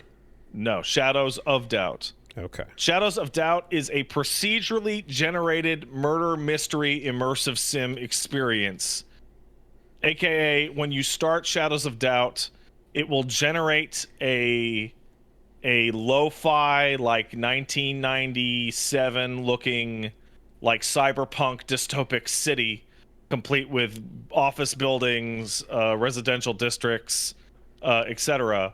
You'll then get a note underneath your door saying investigate so and so, at which point you will discover a murder. So in order to do this, I had to wake up out of bed, go get the note, then I had to go to the city directory in order to find where this person lived. Then I had to get my lockpicks out, go down to their apartment, find where their apartment is, go up to their apartment while avoiding suspicion. Then I had to avoid the camera, figure out how to get into their house. Their house had a key underneath their welcome mat, but I could have picked it or gone through the vents. Went back into their apartment, found the body, took their fingerprints, scanned the room for fingerprints, redialed their phone in order to figure out who called them and at what time, scoped out their house, discovered the safe, discovered the missing contents of the safe. Then, as I'm trying to examine the area, the cops show up because I tripped the silent alarm upon entering. I run back up to the door, lock the door, delay the cops, turn all the lights off, try and figure out a way out. Manage to pull a chair out from his living room, stack the chair, get up to the vents, climb out through the vents, end up dropping out through the vents into a different person's apartment, try and sneak out of their apartment without waking them up, leave the building, then go over my notes, which are put on a real in-game corkboard, which you control and decide the different pieces. I see figure that. out, I got his work ID. I could go down there. I figured out that he has a receipt from this bar. I could go down there, and then I could go down there, ask for clues, ask for people, go check out his work, etc. At this point, I had been streaming it for about 40 minutes, and my head was going to explode, so I had to call it a night. It's the coolest fucking thing ever. I remember seeing on Twitter Dave Oshry was talking about how he had accidentally climbed in the he had gone through the trash in someone's house and got the smelly debuff, so then he had to go and shower, which gave him the wetness debuff, at which point he had to find a towel to dry himself off or else walk around with the wetness debuff. He also said I think they were canceling all their games because Shadows of Doubt was too dank. I'm just watching the screen of people moving the Pepe Silvia corkboard photos around and lining things up, drawing connections and putting notes on each picture, and most of that is manual. Most of that is player controlled, and that looks wildly fucking complicated. It's so much. And the idea that it's a procedural generated murder mystery, I saw people describing that if they started the game and sprinted to the fucking a murder scene fast enough, they could run into the killer leaving the apartment. Interesting. And that events in the game are not timed; they just proceed as normal. So, people or suspects or events will be in different periods, places, etc., based on their natural progression of the game's in-game simulation. At the end of it, I went down to the PD and I got I don't know what to call it. I got the form for private detectives in terms of solving murders. And they were 5 questions. I don't know if I can remember them all, but they were What was the cause of death? Did you find the murder weapon? Did you discover the murderer? Did you arrest the murderer? And any evidence forthwith that you would then fill out from a chart of available clues that you had acquired over the course of the time that you had been doing it. Crazy. Yeah, and also Crazy. this aesthetic is like Papers, Please style, old PC sprites, but obviously in 3D, and then with lighting applied to them. It looks gorgeous. Like one of the items I picked up was like a fucking newspaper, and the newspaper's job is to either read recent events in the world that could give you clues, or you could sit down and use it to avoid pursuers because you're covered mostly by the newspaper. Oh god, these fucking Minecraft ass people and weapons. Yeah, one of the things that I noticed is that when I walked up to a person on the street and I spoke to them, there was like a massive list of potential questions, all of which went nowhere because it was all people in the wrong building. I was asking people in my own building, do you know who Craig Robinson is? Which, yeah, they don't fucking know. But ostensibly, I would be able to do that in his building and be able to get clues. Crazy fucking game. Crazy game. Shadows of Doubt. They have extended that game's demo for another week. So that game will be able to be playable like for, I think, until, I think, the 16th. So I would advise everybody to check out Shadows of Doubt. That game is so fucking cool.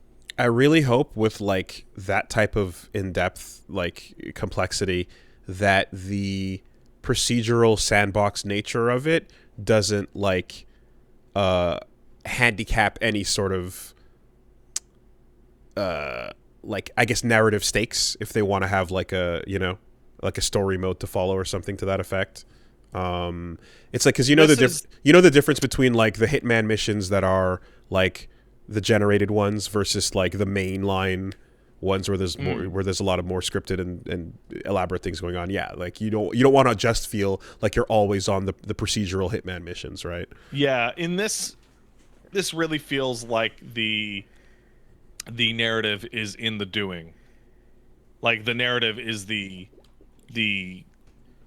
natural like path to solving it and the way that you decided to go about it rather than anything designed.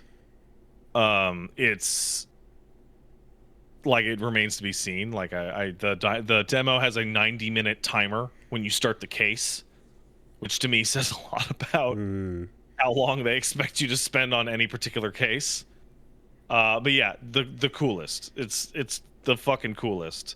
I just saw somebody in the chat say Doubt Fortress. I kind of get it. Just throw a million goddamn factors at it and see if you can actually do it. It's cool. I like it. Shadows of Doubt. Cool game. That's it for me. If you want to see me play... Sorry, if you want to see the wife play more DMC 2, we'll be doing that tomorrow on Valentine's Day. And then I'll probably be covering Wild Hearts later on in the week as well, regardless of whether or not I get in contact with anybody at EA. And I'll probably be checking out the Metroid Prime Remaster as well. That's down at twitch.tv/PatStaresAt. That's twitch.tv/PatStaresAt for more Devil May Cry 2. Oh, also, somebody, thank you for reminding me. Have you played the Theater Rhythm games? No. Okay, they put out a demo for the new one, Final Bar Line. It's good. It's a good rhythm game. Has lots of songs in it. That's my. They added the near music to that, didn't they? They added a lot of music to that. That has on its standard like list. It's FF1 through 15. Then it's Mystic Quest, Chocobo's Dungeon, Final Fantasy Type 0. And then the DLC will have Chrono Trigger, Live Alive, Nier Automata, just fucking everything. Just everything. I think the final list is like 385 songs. Tactics. Wow. Okay. Yeah. And I had this weird moment where I was like, "Oh no! I hope they don't just do only FF14 music from like 10 years ago. That game has tons of music. Like, no, actually, they have all the way up to Shadowbringers music. They have 33 tracks, which I think is more than almost any other Final Fantasy games. So, yay. Okay. But aside from that, it's just a solid rhythm game. Cool. Oh, yeah, there's something else I thought of, but that I was doing, but I'll wait till I finish that and then talk about that next time. Okay, do it. Cool. So let's take a quick word from our sponsors. And then take a quick break because I got to use the restroom. Let's do that first, then. BRB. All right, restroom time. Hooray!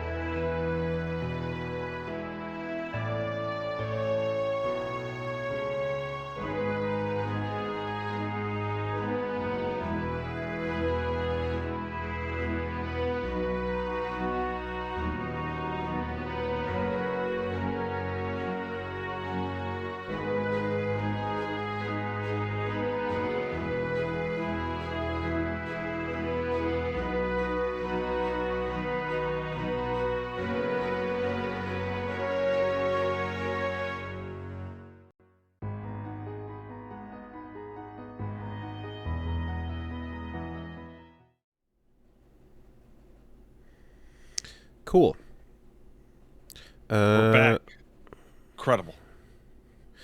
Sponsors this week are Honey is the sponsor this week.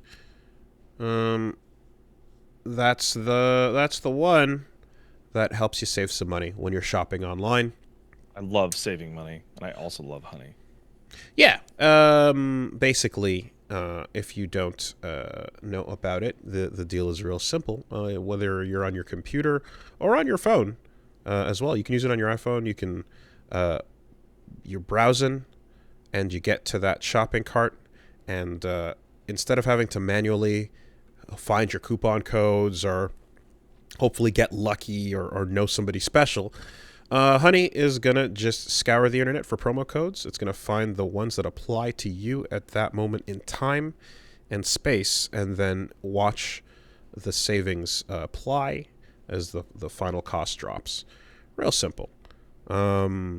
Yeah, basically you browse as normal when you get to whatever site you're looking for. I know they apply to clothing, tech, There's again, I've used it to grab some stuff off of Newegg in the past.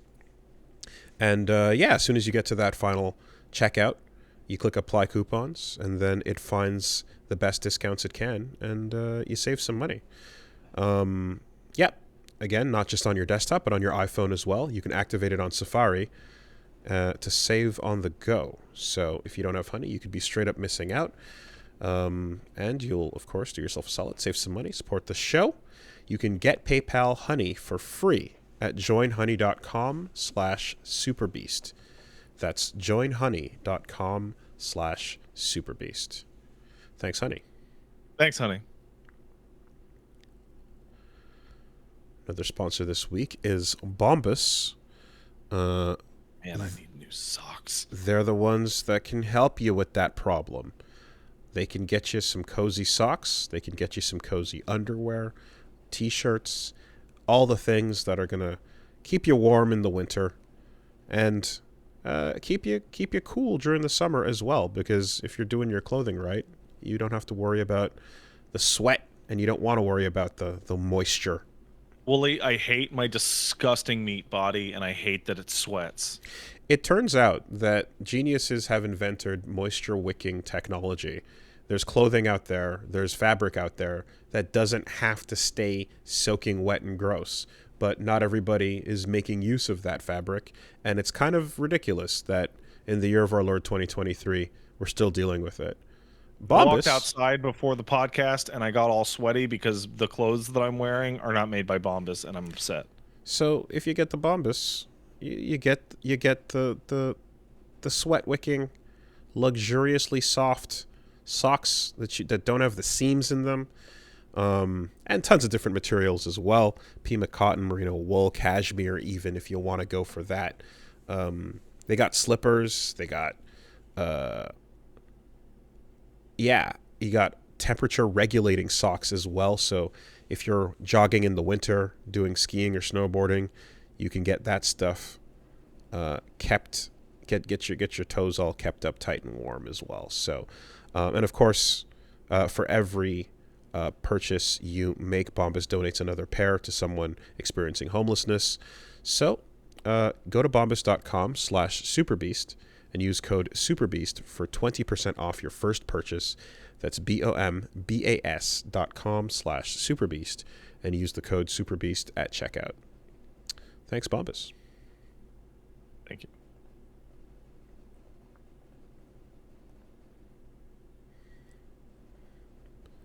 Boop-a-doop boop.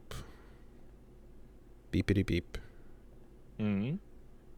Yep, last but not least, our sponsor this week is Green Chef, who are, as the name implies, getting you healthier foods, healthier meals, because eating better it's kind of, it's not mandatory, but, you should start doing it because you're going to regret it sooner rather than later if you keep shoveling crap into your body. So, Green Chef, they're going to make eating well an easier thing for you if you're doing vegan, vegetarian, gluten-free, paleo, keto, whatever your styles, or just regular good old-fashioned balanced meals. They've got them delivered fresh. You got over 30 recipes weekly to choose from. You can mix and match with dietary preferences in the same box. If you eat something different from someone else in your house that you're going to be preparing meals for, they can be dynamic like that. You can get yourself stuff off the quick breakfast list, brunch kits, wholesome lunches, Green Market, all that stuff is ready for you with your weekly order. And if you want more servings of a particular recipe as well, you can increase the portions with your weekly order with just one click. So you got fully customizable options as well while you're eating healthy. Not just all the greens, of course. You can get yourself some USDA certified organic ground beef or chicken or wild caught sockeye salmon. Get your proteins. They're important as well. 10-minute lunches, all of that. They got you covered. So go check them out. The list of stuff is endless. And what you want to do is go to greenchef.com/superbeast60 and use the code superbeast60 to get 60% off plus free shipping. One more time, that's greenchef.com/superbeast60 and use code superbeast60 to get 60% off plus free shipping. That's the number one meal kit for eating well. Thanks, Green Chef. Thanks, Green Chef. Okay.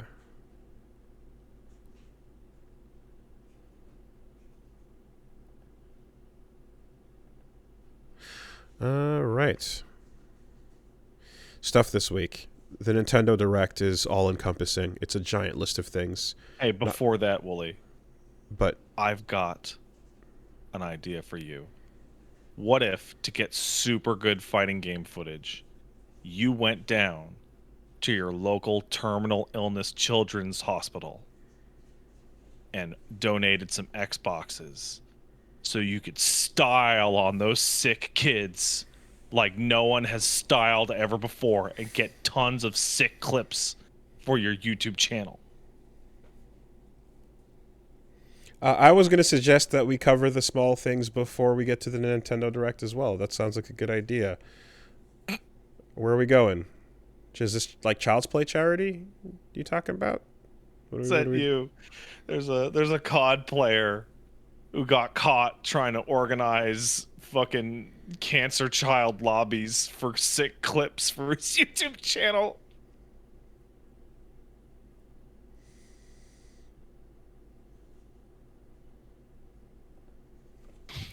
Okay, well,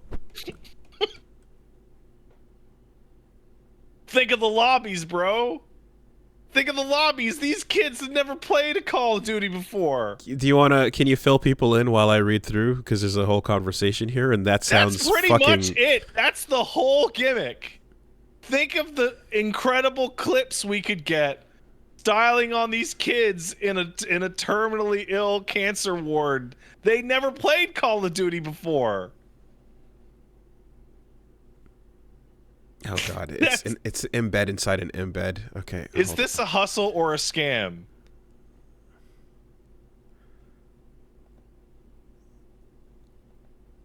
Did the kids have fun? Hold on, there's a reply to the reply that's okay. I saw this morning and couldn't fucking believe it. We were added for the Castle Super Beast take on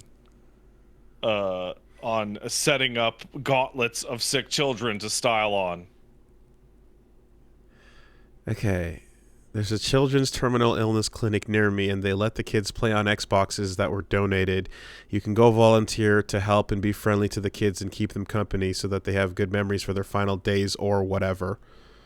Since all the old gen games are so cheap right now, I'm thinking I'll get those $40 Japanese Xbox cards for $5 each and just start volunteering and downloading COD 3 on all the Xboxes there.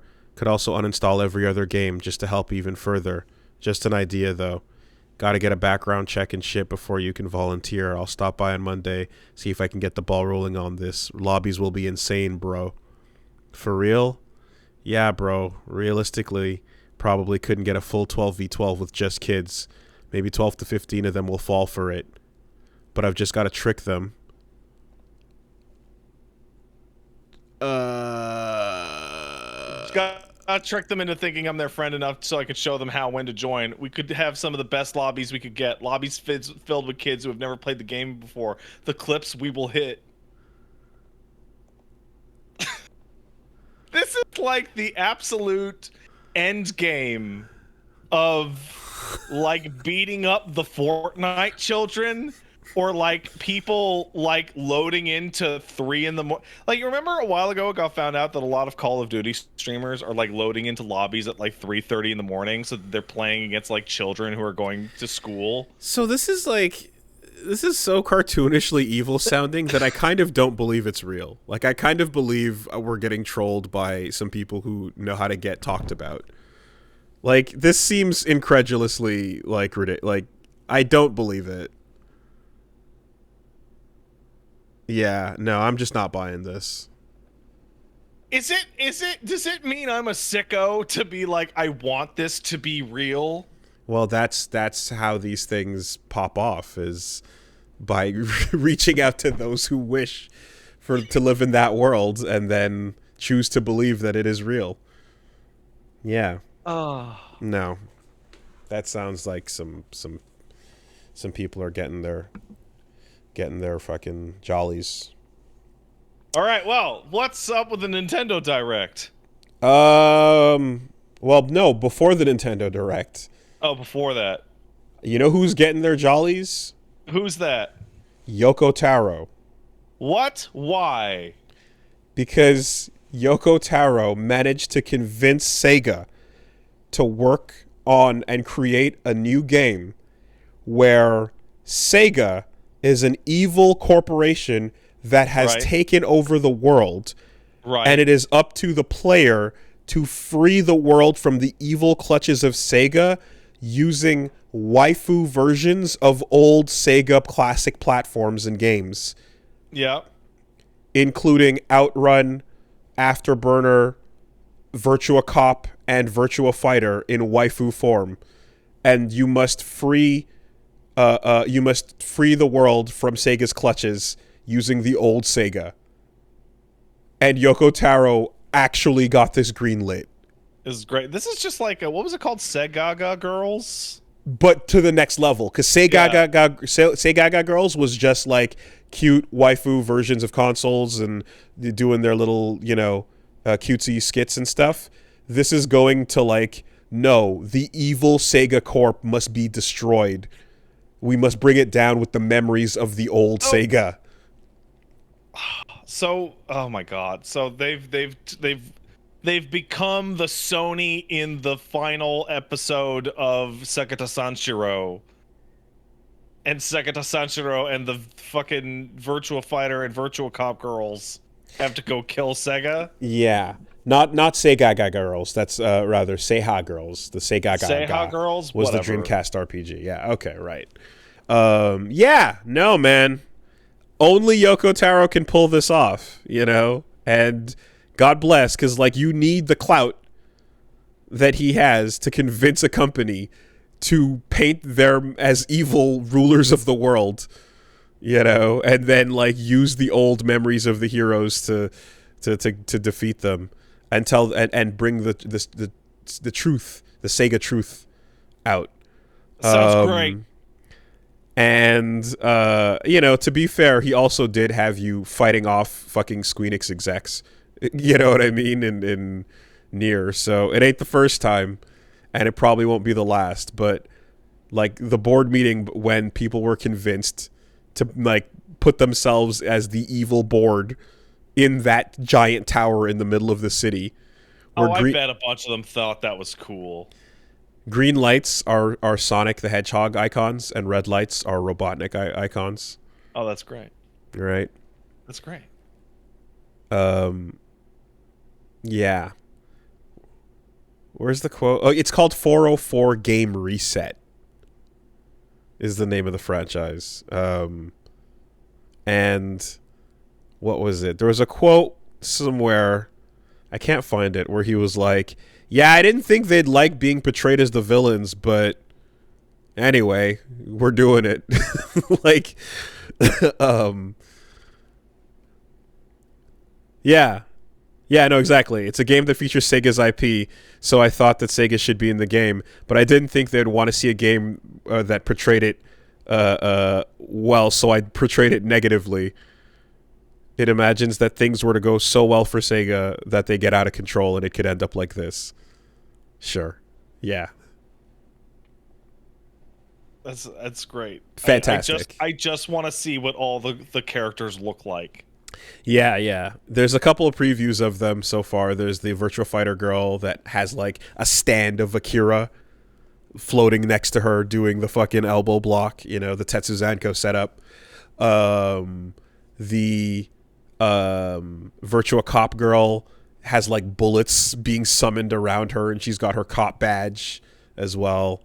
Outrun girl, obviously blonde with a red dress. with car parts surrounding her. You know, all that, whatever, all that jazz.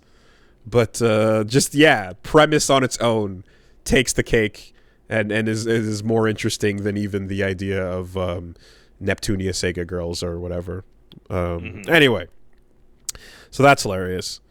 Other thing, we already touched on, you know, the Metroid Prime Shadow Drop, and that's always cool to see when a game just like, hey, it's out fucking now, go get it, and that's exciting. Plus, Metroid Prime is fucking amazing. It's my favorite of the trilogy. I could like, I'm like a toss up between 1 and 2. I think those are great. I don't like 3 very much at all. Yeah, 3 had cool stuff, but overall, I enjoyed 1 the most, pound for pound. Moment to moment as well, and like the negatives in you know in 2 and 3, I feel like kind of those memories come to shine to the forefront more. Like 2 with Echoes, I remember, like, I fucking love the the white suit, The light suit. the light suit. Is that it? Yeah, the light suit. Yeah. The light suit is one of the cleanest Samus designs ever, but I also remember how bad the fucking little end of game puzzle like hidden thing was, and how much that felt like Triforce pieces. I feel genuinely like I'm the only person in the world, because every time I talk to somebody about Metroid Prime 2, I have this exact like discussion. When the game told me to go get those artifacts, I had already gotten all of them but 2 or Wild. 3. That's so Because unusual. I was like just scraping the earth as I went. Yeah. And so me going and getting the remaining ones took like 10 minutes. It's an experience akin to Triforce pieces in Wind Waker. Like, it's a fucking flow breaker, man. You know. Nah, just break your flow on purpose before. But Bring the flow to a horrible crawl for most of the game, and then the end will go really smooth. Obviously. the other thing too is, while all the music is fantastic, the music in 1 is also the most memorable to me.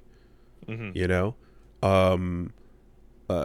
every, like, all that stuff over time. Whenever I play like Metroid Prime music in my head, you know, I'm thinking of fucking Fedrana Drifts, and I'm thinking of, you know, the Temple of the Chozo, and the title screen, you know, all that shit. So I also remember people complaining that like a full half of Metroid Prime 2 is this very dark purple.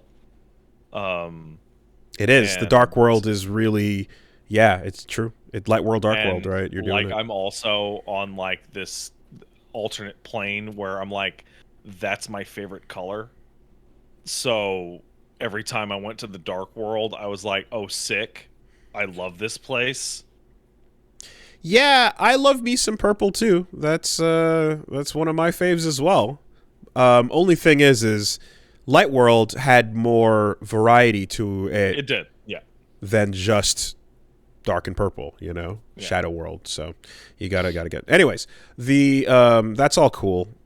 What's not cool, however, is just, you know, one of these things that you kind of like see from time to time is like the original designer, senior gameplay engineer, Zoid Kirch on Twitter basically was like, hey, awesome work on the remaster, that's super cool, kind of sucks Doors. kind of sucks that they took everyone's name out of the credits. Oh, that too, yeah. And they just put it all in a single card that says based on the work of Metroid Prime. Yeah, that sucks. Just put it in.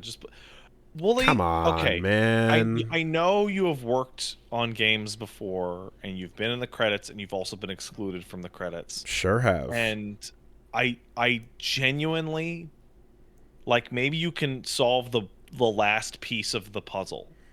Credits and putting people's names in a list does not seem to be the most work-intensive part of making a game. No.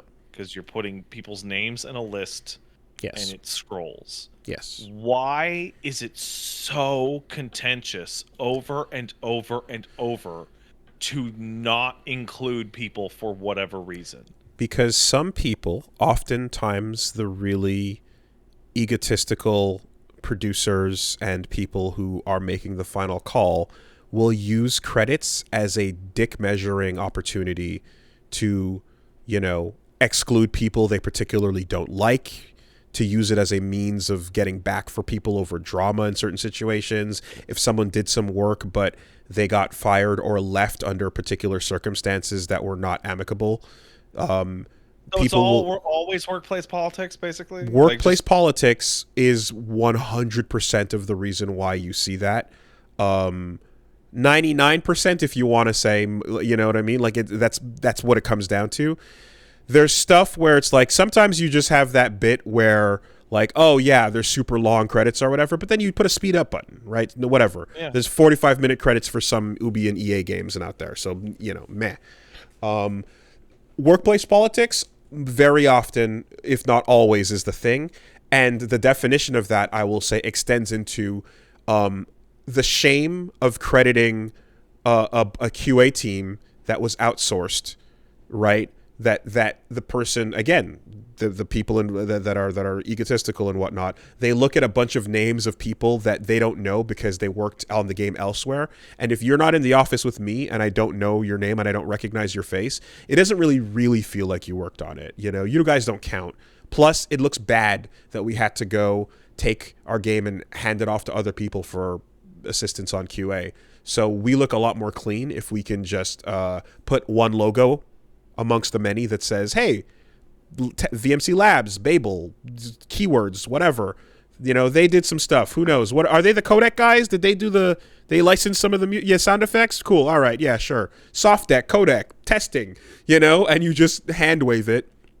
Or you even sometimes arrange and pay for your package that says no credits whatsoever.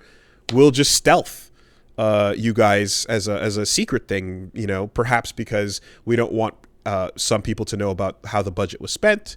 Perhaps we don't want to leave an impression, but it always comes down to these politics, right? Someone might look and see that you hired the team that you weren't supposed to but you needed help because your game was falling apart and your internal team that you assured the higher ups would be able to take care of things was not able to take care of things, right? But it always comes down to this. Yes. It's so bullshit stupid. Every time. It's so stupid because, like, no one but the people in the credits and the friends of family of the people in the credits care about credits. So any even potential of, like, oh, well, we have to make the credits go faster. I'm like, you mean the thing 99% of people skip in the first place? Like, no, it's just a nice little bonus for the people who worked on it to see their name represented as a part of the communal effort and be like, look, hey, yes, there I am. And it goes on your resume and you can say, hey, I did this shit. You can prove it. I mean, most of the time you can just have it on your resume anyway, and you can, that's going to be verified very quickly. But in some cases, if someone is particularly curious about something and they want to go look that shit up and like, who was the person that was in charge of the original score on Death Stranding? Oh, Ludwig Forssell. Who's that? Okay, let's go check that out. Like, you fucking just, every artist gets a chance at a signature on the work that they fucking put out. It's real simple. So yeah, it's just a shitty attitude, man, like almost every time, because it's a list of words. It's the easiest thing in the world, Well, Wooly, so yeah. Sometimes correctly crediting people for their work is not the easiest thing in the world. Do you have the news story about The Witcher this week? I don't, but I was just going to say last bit that, we talk about how a couple of times, like, I've been credited sometimes, I've been credited, and I've been, not credited sometimes. There are, like, I would say 9 times out of 10, but it's really more like 29 times out of 30. Okay. I get uncredited on the work I've done. That sucks. There are so few games that I have credit on versus the hundreds that I've worked on. It's incredibly in the minority. You know, in some cases, I understand if it's a short term of work where it's like, you touched it for a couple days, and it's like, yeah, I get that. That's fine. But there's shit I've worked on for a while. Many projects that are just like, nope.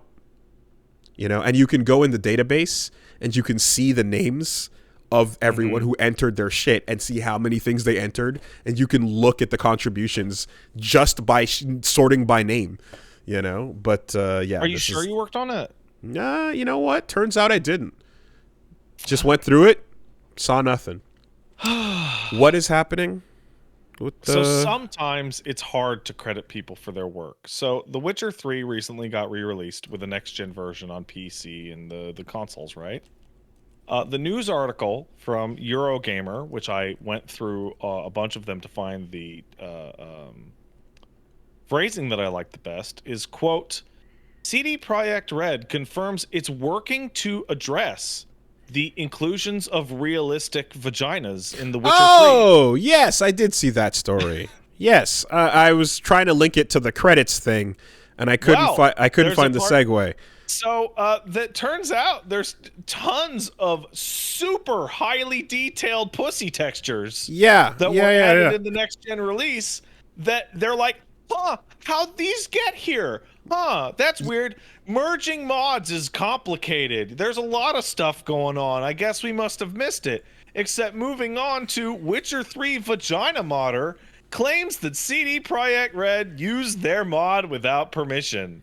The modder alleges that the Witcher 3 studio added their, quote, vaginas for everyone, end quote, mod to the next gen game without talking to them. Okay. So this is one of those definitive edition using the community community mods, but they didn't do it their own version. They literally So there was a lot of they integrated some gameplay mods, they integrated some visual mods and some texture mods to the game to clean it up, and they were, you know, it was like, hey, the community, we implemented some of the most popular mods from the community, yada yada yada. Well, apparently someone at CD Projekt Red snuck in the Vaginas for Everyone mod, either on purpose or by accident, into the merged mod pack without telling anyone or asking the mod creator for permission. Who says I will not be denied my Coochie credit. I will tell you right now, when they gave me the game, and I also had the list of mods that they included, Vaginas for Everyone was not a listed mod as a community mod that was being included.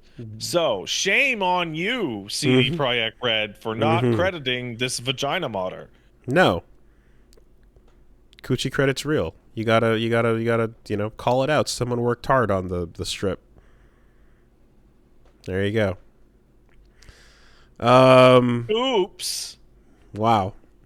Priorities though, right? So I guess prior to that, everyone, like, it was just like a mannequin Barbie doll naked. Well, yeah, because there's like naked human looking women that are a horrible monster, like Bruja, right? Like vampire ladies. And they just didn't have like visible genitalia. And then all of a sudden people noticed a little while ago, like, that's weird. Fighting a lot of monsters with fat pussies. What's up with that? Weird. Is it a lot of monsters? Is that where the mod went to work? Yeah. I believe it gave like vaginas to every applicable character that it would be appropriate for. So all monsters that are based off like the human woman template, just pussy them up. Damn. Even the crones. Even the horrible freak crones. That was not needed. If you want to look this up, feel free to type in any of the things that we have said now, and you'll be able to find it. It's like the credit got snatched away. Sure did.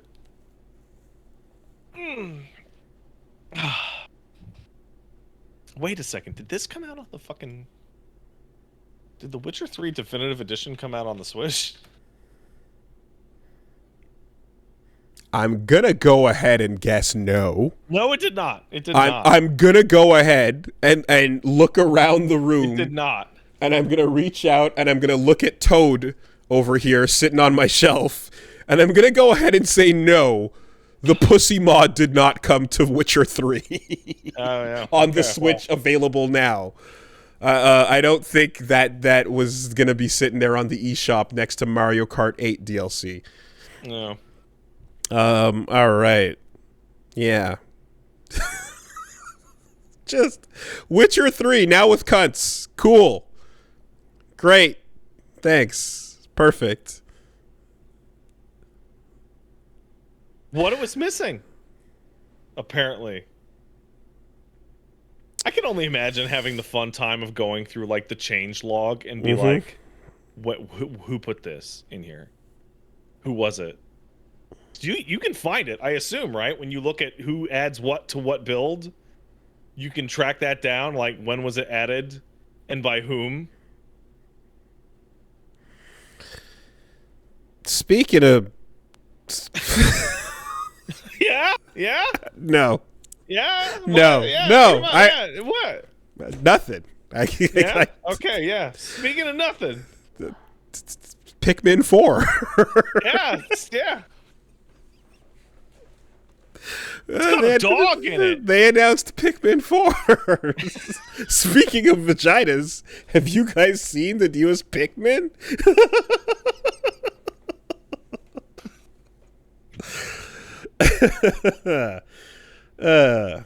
Damn. Yeah. Yeah, it's got a dog in it. I don't understand Pikmin at all. I don't get it. I heard Pikmin 3 was fucking phenomenal.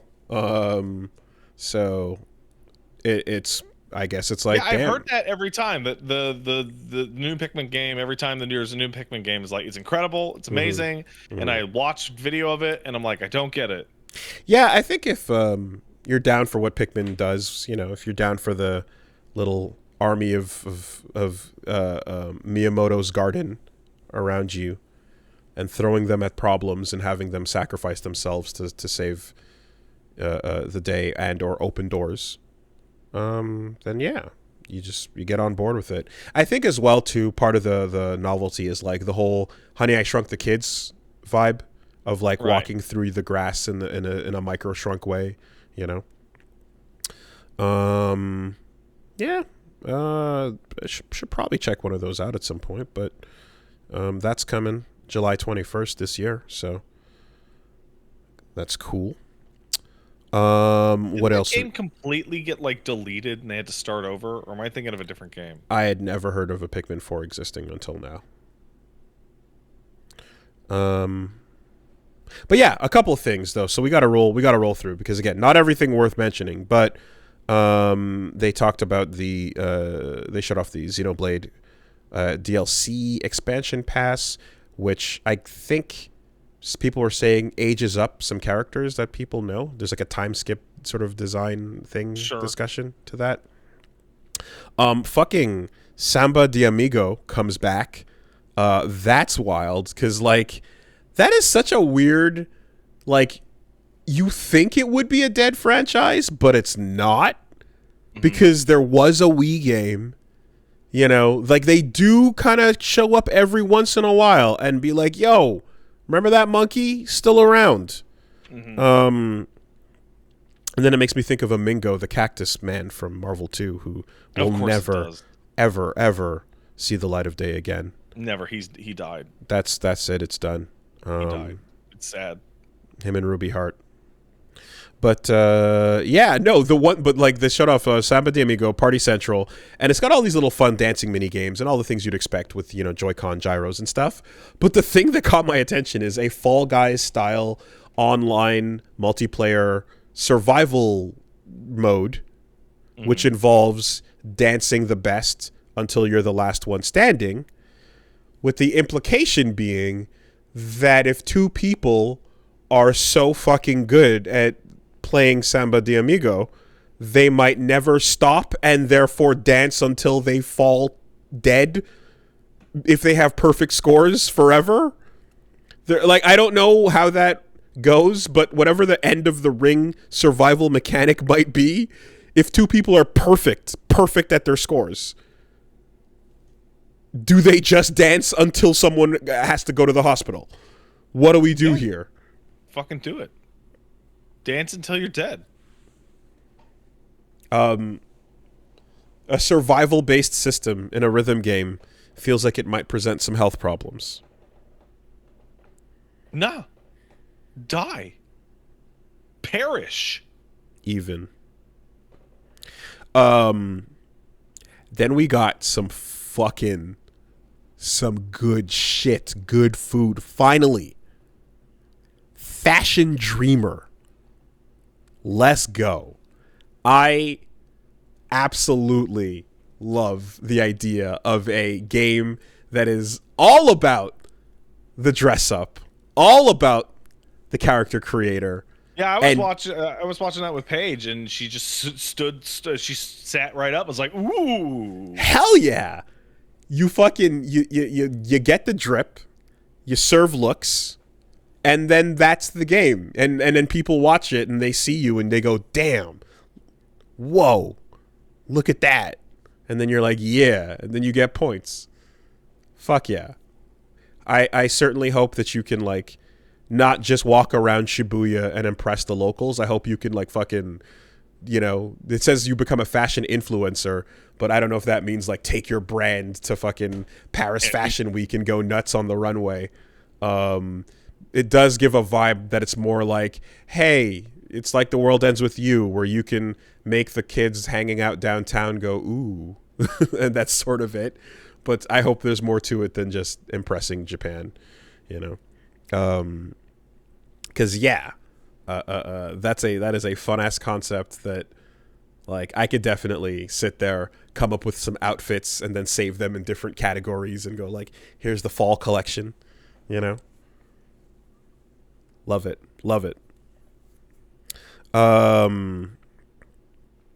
Then yes, stuff we saw before, Tron Identity, which was a like. I guess it like visual novel style RPG-ish looking thing. Yeah, super weird.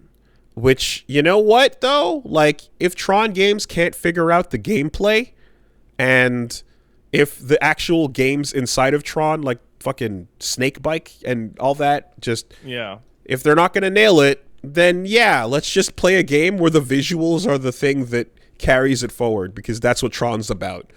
Tron is all aesthetic, you know? Just straight up acknowledge it.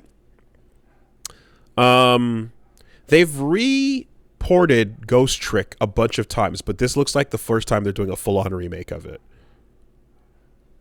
So the last time I played Ghost Trick was when they made the iOS port, actually. I'm so glad there's going to be a way to play Ghost Trick in the future, because that game was like trapped as like a late era print DS game, and then it was trapped on an iOS version the iOS version deprecated it, and so like it stopped working after a year or two, and there was like no real way to play Ghost Trick.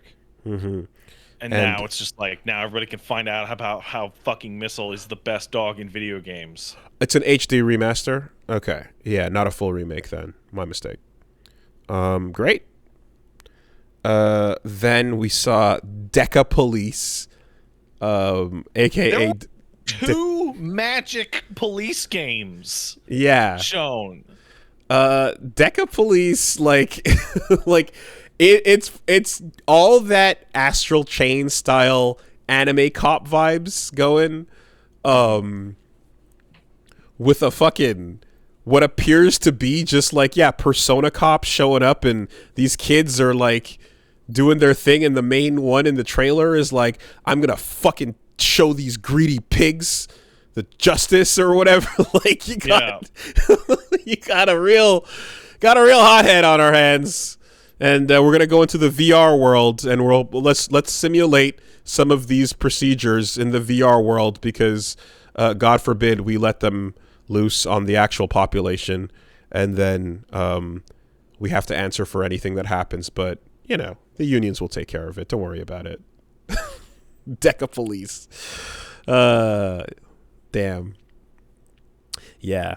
Hey, man. I can't commit a crime against anyone as a cop in a virtual world, man. I can do anything. Yo, like, sick ass, like, anime and video game propaganda is like super sick. Like, I'm watching these. Watch that trailer again. Yeah, no, I like the art style. You know, and you're seeing RPG mechanics and shit going on. And I'm like, okay, well, let's see what's up. So there's also a different one made by the Dagnab grandpa people that is also a magical cop game. Mm-hmm. Do you remember what the name of that is? I literally, my brain calls it doggone grandpa cop game. Scrolling through the list. Rain Code? Rain Code. Okay. What the fuck is... Like, I keep getting that and DECAPOLICE confused over and over and over. That was not on the roundup I pulled over here. Probably because it wasn't a new thing. It was just a new trailer. Okay. Spike Chunsoft? Yeah. Mm-hmm. Sure. It's also magical police, but with ghosts. Yeah, though, and Danganronpa flavor aggressively. Dungeon grannies.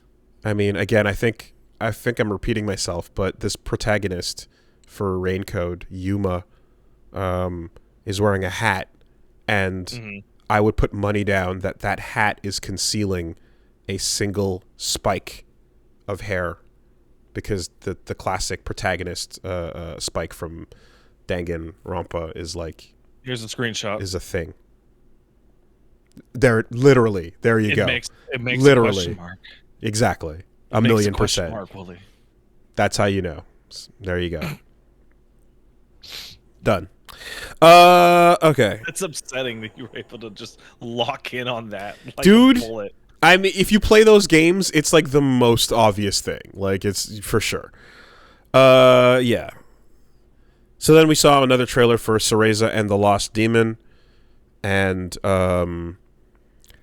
I mean, look, man, I wish that game the best. Like, I hope. Don't.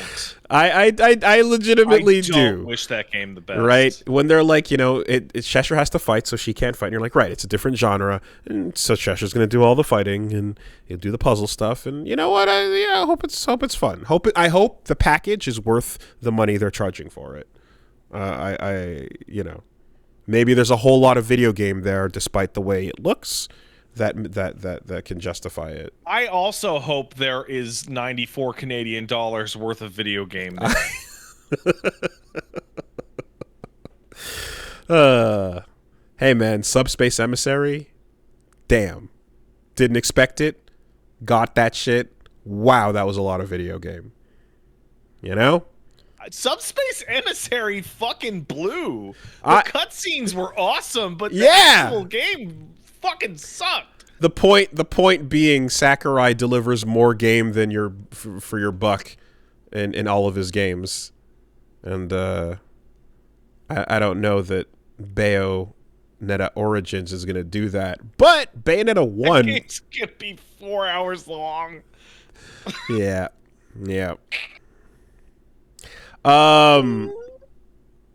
Yeah, Subspace Emissary was fucking hot shit. I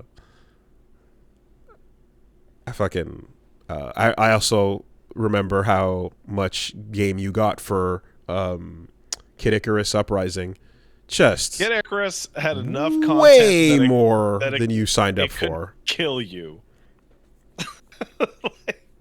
That's how I think of Kid Icarus's level of content. Enough to kill you in every bone in your body.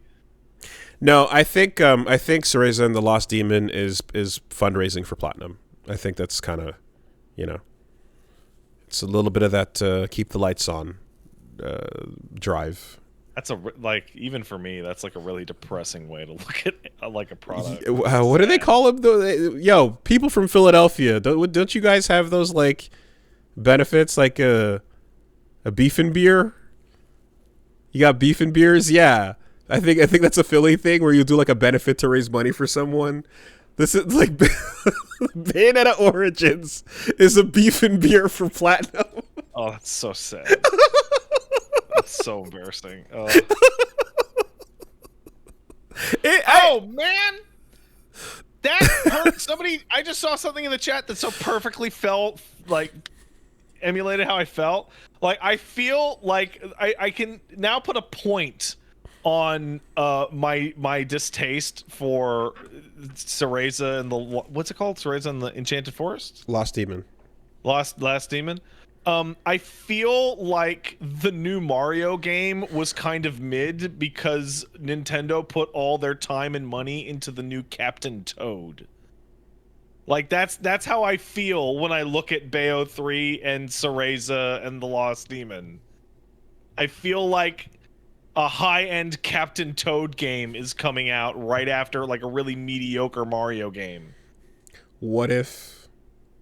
No, that doesn't work. Because I was gonna say Squall stole all the money, right?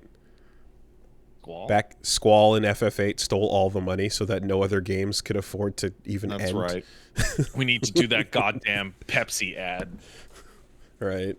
Yeah, the Xenogears guys are horribly over budget and over time, but still, though, that was that team's first game. I feel bad. They did go wildly over budget. Yeah, we got DLC announced for a bunch of the first party stuff, so obviously Splatoon 3, Fire Emblem, etc. This is a name we saw before. Harmony: The Fall of Reverie, the new Don't Nod game. Animated trailer, 2D, but no gameplay, so still not sure. Like, there was like a very strange screenshot at some point in that trailer of like a grid that I didn't understand. So I was scrolling back through it to go, was that gameplay? And it kind of is like, it could have been, but it could have also just been like the equivalent of if it were a 3D trailer and the camera settles behind the main character and you're like, stop fucking around. That's not real. In this case, it's 2D animated, so it's like, I respected the effort and it's like a cool introduction to the world. But yeah, still don't know what it exactly is. It appears to be a visual novel. It appears to be like a Don't Nod game, but instead of the animated cutscenes that like a Life is Strange would have, it appears to be a pure visual novel. If it's all 2D and nicely hand drawn like that, that would be cool. Because it was nice animation. I did think it's pretty funny that as I was watching the trailer, I'm like, oh, and she has the power of empathy. Like the last Life is Strange, and then they just describe, and this character with the power of telepathy, and I'm like, okay, wow, that's 4 games in a row that are the same game to some degree, like visual novel over and over and over, but the main character has a power. Wow, and they're all less interesting than the first one that you started with. So I was gonna say, is it still making money? Is it, is Life is Strange still popping off? It definitely got successful enough for them to do like a spin-off and a sequel, right? Yeah, you're right. Clearly that's the money. And then Vampire, I don't know, I've heard anyone talking about it. That game was cool but flawed. It was really cool but flawed. It had a really cool like eat people and you're locking off parts of the game. So like that game was like a pretty okay action game, but you wandered around a city to like do side quests and stuff like that. And the main thing was that you absolutely needed to eat characters, not like random people, but characters to not die of vampire, starvation. But there weren't enough like free, unimportant characters to eat to complete the game. So you would absolutely have to like kill off side quests and opportunities because you're like, well, gotta eat somebody, and this is the person I like the least, I guess. Because it's a cool idea. every time I see it, though, I kind of go, right, I should play Vampire the Masquerade. Vampire the Masquerade And Bloodlines. figure out the steps to get that, to get to that point. You Guess know? what? Yeah, you yeah, have fun with this? Oh, I know. I played Masquerade, the Bloodlines. Yeah, yeah. You know what happened? Mm-hmm. Every single video I ever made of it is worldwide blocked. You set it up and got past the actual platform problem, and the content can't go online.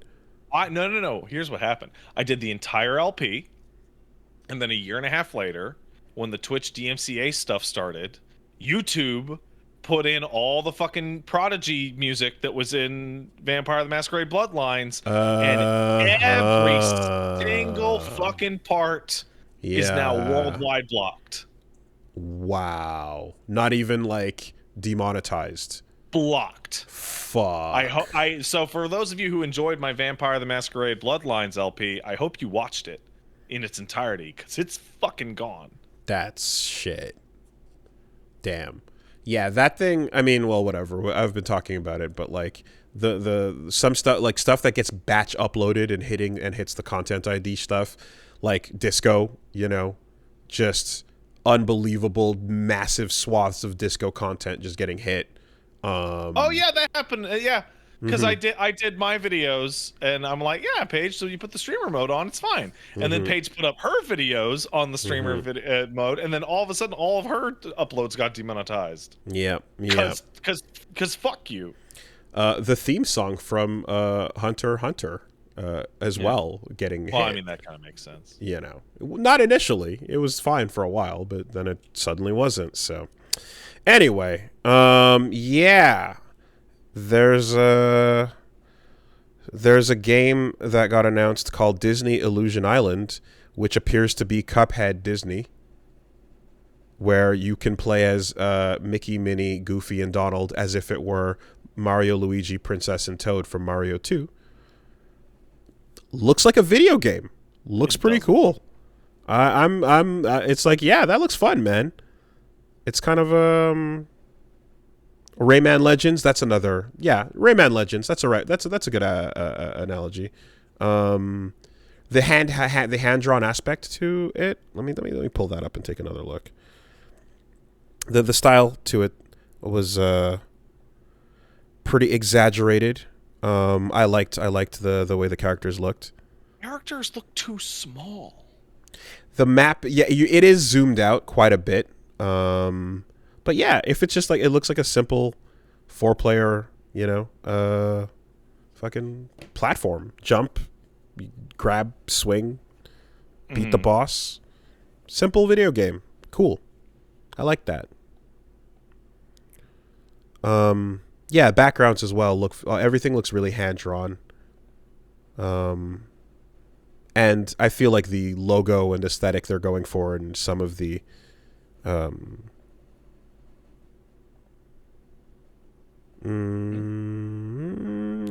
are we? Okay, yeah, no, there we go. Anyway, yeah, no, more Rayman than Cuphead. That's true. Yeah, definitely more Rayman than Cuphead. Seems pretty cool. Fucking years later, finally, I guess it's been like 5 years or so, but Katamari Reroll, We Love Katamari, finally. I don't know why it took so long for them to get around to it, but we're finally getting a remake for Katamari 2. That's great, because that's where we can stop, right? That's where... Finally! After all these years of Katamari re-releases, stupid sequels, and ports, we can finally stop. This is where Keita Takahashi stops. This is where Katamari stops. I kind of legit, like, Katamari is, like, was such a good feeling, like, yeah! And, like, just completely inverted in my heart, and I look at it with disdain. There can be more Katamari if Keita Takahashi comes back and decides to make them. But in the meantime, there are 2. Yeah, because We Love Katamari is an improved sequel to the first one, and Keita Takahashi was still there, as you pointed out. and everything that came after that is just fucking soulless. You know, so that's it. That's dropping. Fuck. Yo, yeah, there was what is the studio called again? Quebec City. Messenger. No. Shit. Anyway, the game is Sea of Stars. It was pretty classic looking RPG.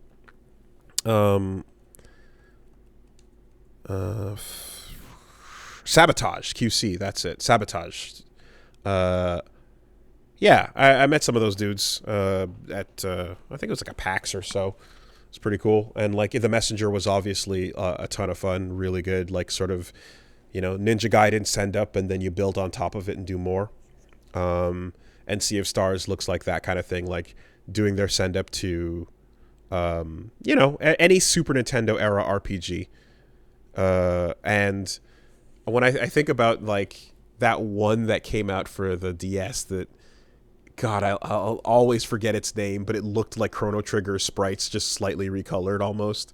And like, as much as it's like, I get it, you want to do your own version of like a Chrono Trigger thing.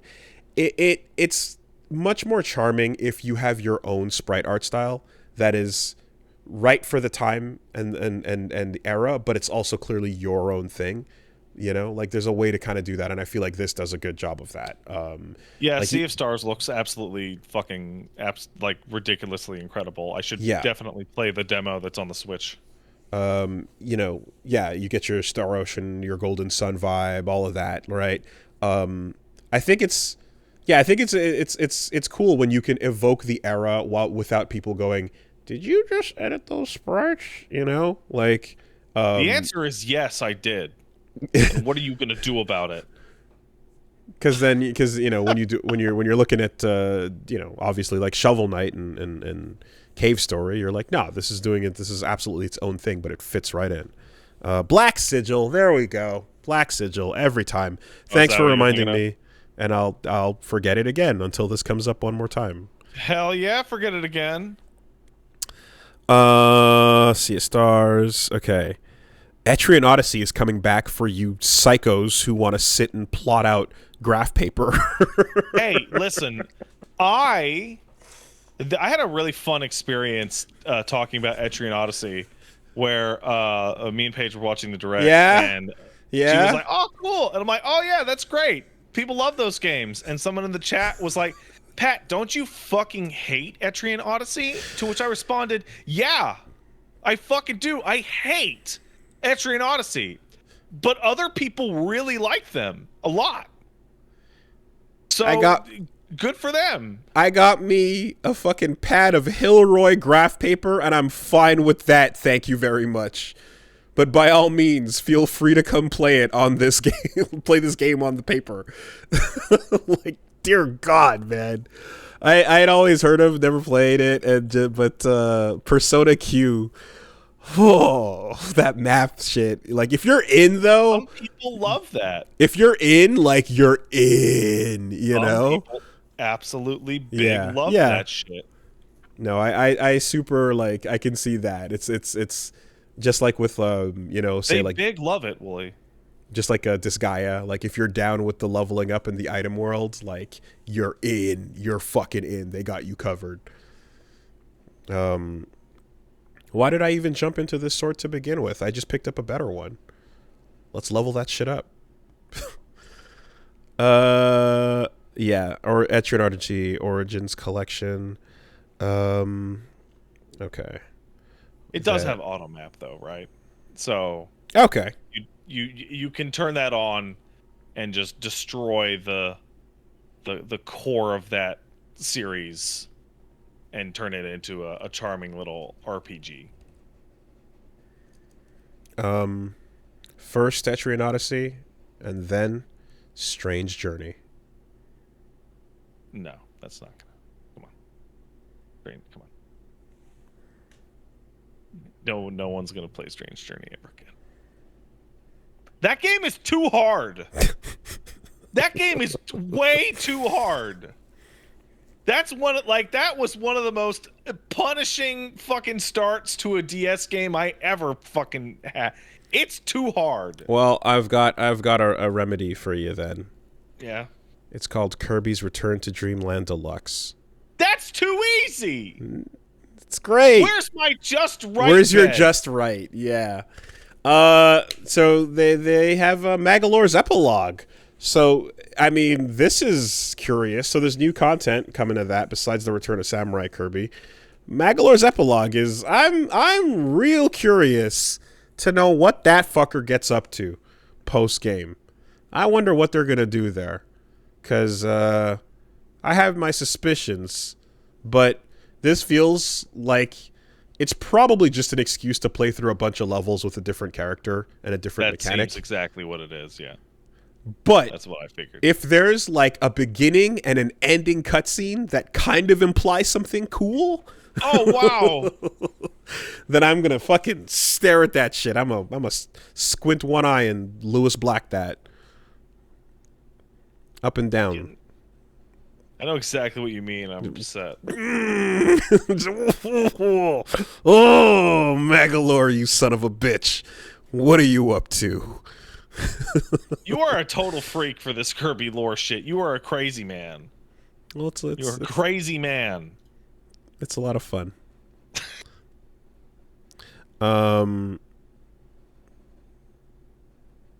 What else is fun?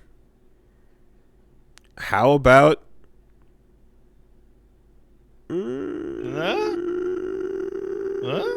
It's something fun?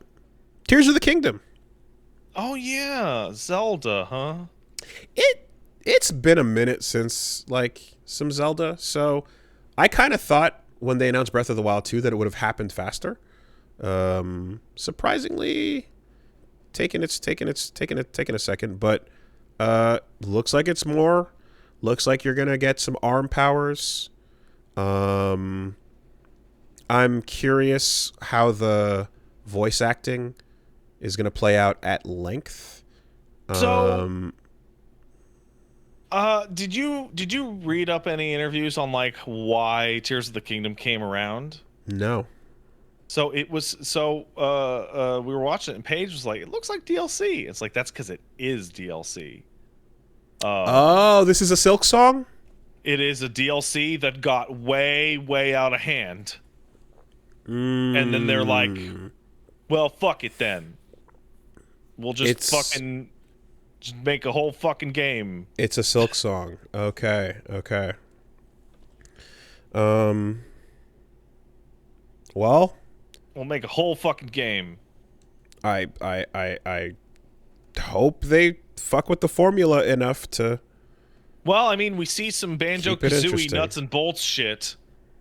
So yeah, right. We're gonna be riding on the lawnmower, building cars and shit.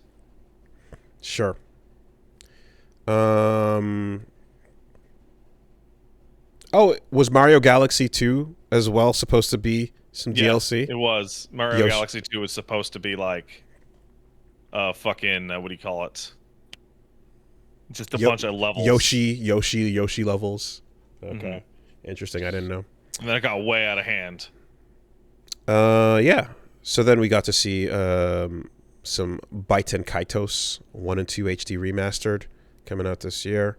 Never touched them, but I always saw them as them card RPGs. Professor Layton is coming back. He's walking. Thank goodness. And then everybody loves around. Professor Layton. There he is. He's got the hat and the face. Look at him. He's got the hat in the face. You did it. You're right, Wooly. He does have his hat and his own face.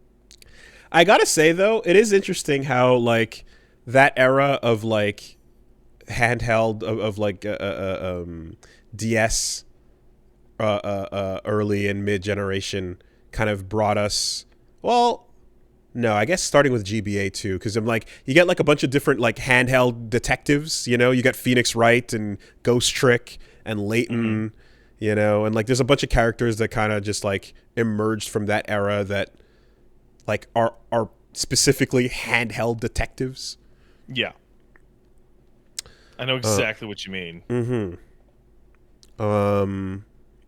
It's because like all of that dates back to the one Japanese study which says doing simple arithmetic problems and crossword puzzles every day can help stave off senility, which was later debunked. Oh no. I did all that brain training for nothing? So brain training happened, and then that exploded, and then Ace Attorney got ported, and that exploded this era of handheld detectives and puzzles. Well, I'm still doing my Wordle. Don't. You'll die anyway.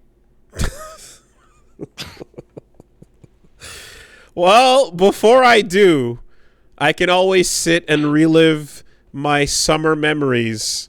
My Natsukashi Natsu, you know, by running around. Remember when you were a kid and you ran around and the cicadas were making loud noises? Remember when and then you got to go to the fireworks festival? I do. And you put on your yukata and then like I sure did, man. And then you walked with your then I cut my crush. Hair 'cause the boys wouldn't like me. And then you got one of those little dangos and you fucking ate it. And then you got the wind chime spinning paper thing. I did. All of those memories, you can get them again. Can I get them back? You get them back in Natsu-mon, 20th Century Summer Vacation.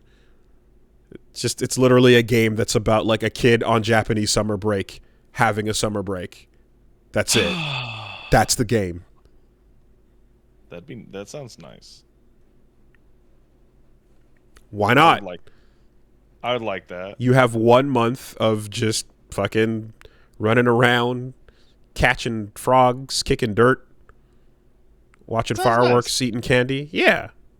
Absolutely. Tim Rogers did a video. Uh-oh. Like a new one just dropped, as in? Apparently, everyone's just screaming at me, Tim Rogers. Oh, yeah. There you go. There you go. Cool. I don't see a Tim Rogers video that's new. I got trolled just now. Like months ago? I got some...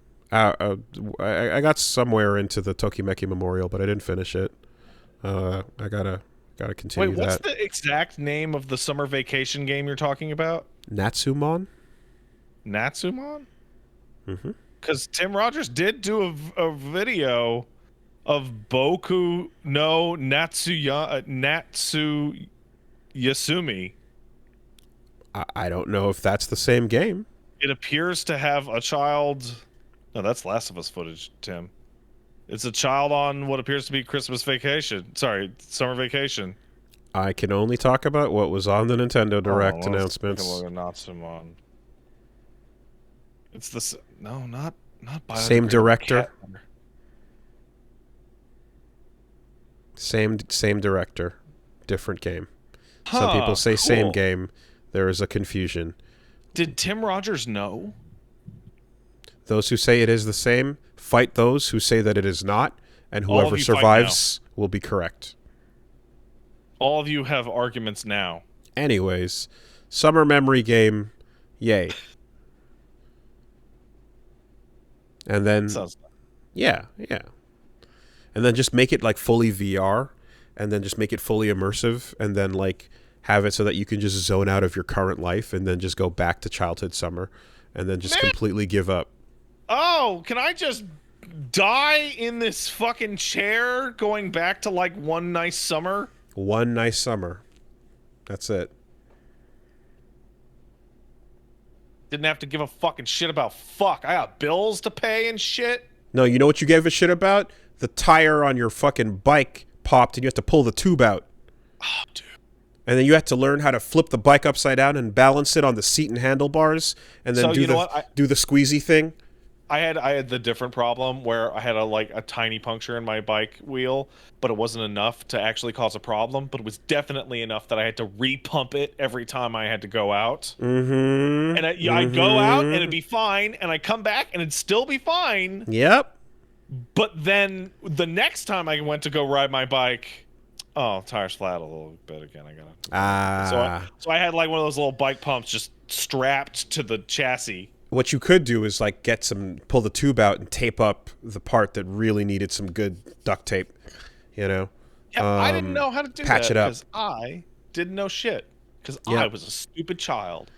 And then you get really good at every time your chain comes off, like rechaining that shit super quickly. Oh yeah, I got super good at rechaining. Got amazing at rechaining. Just fucking pop.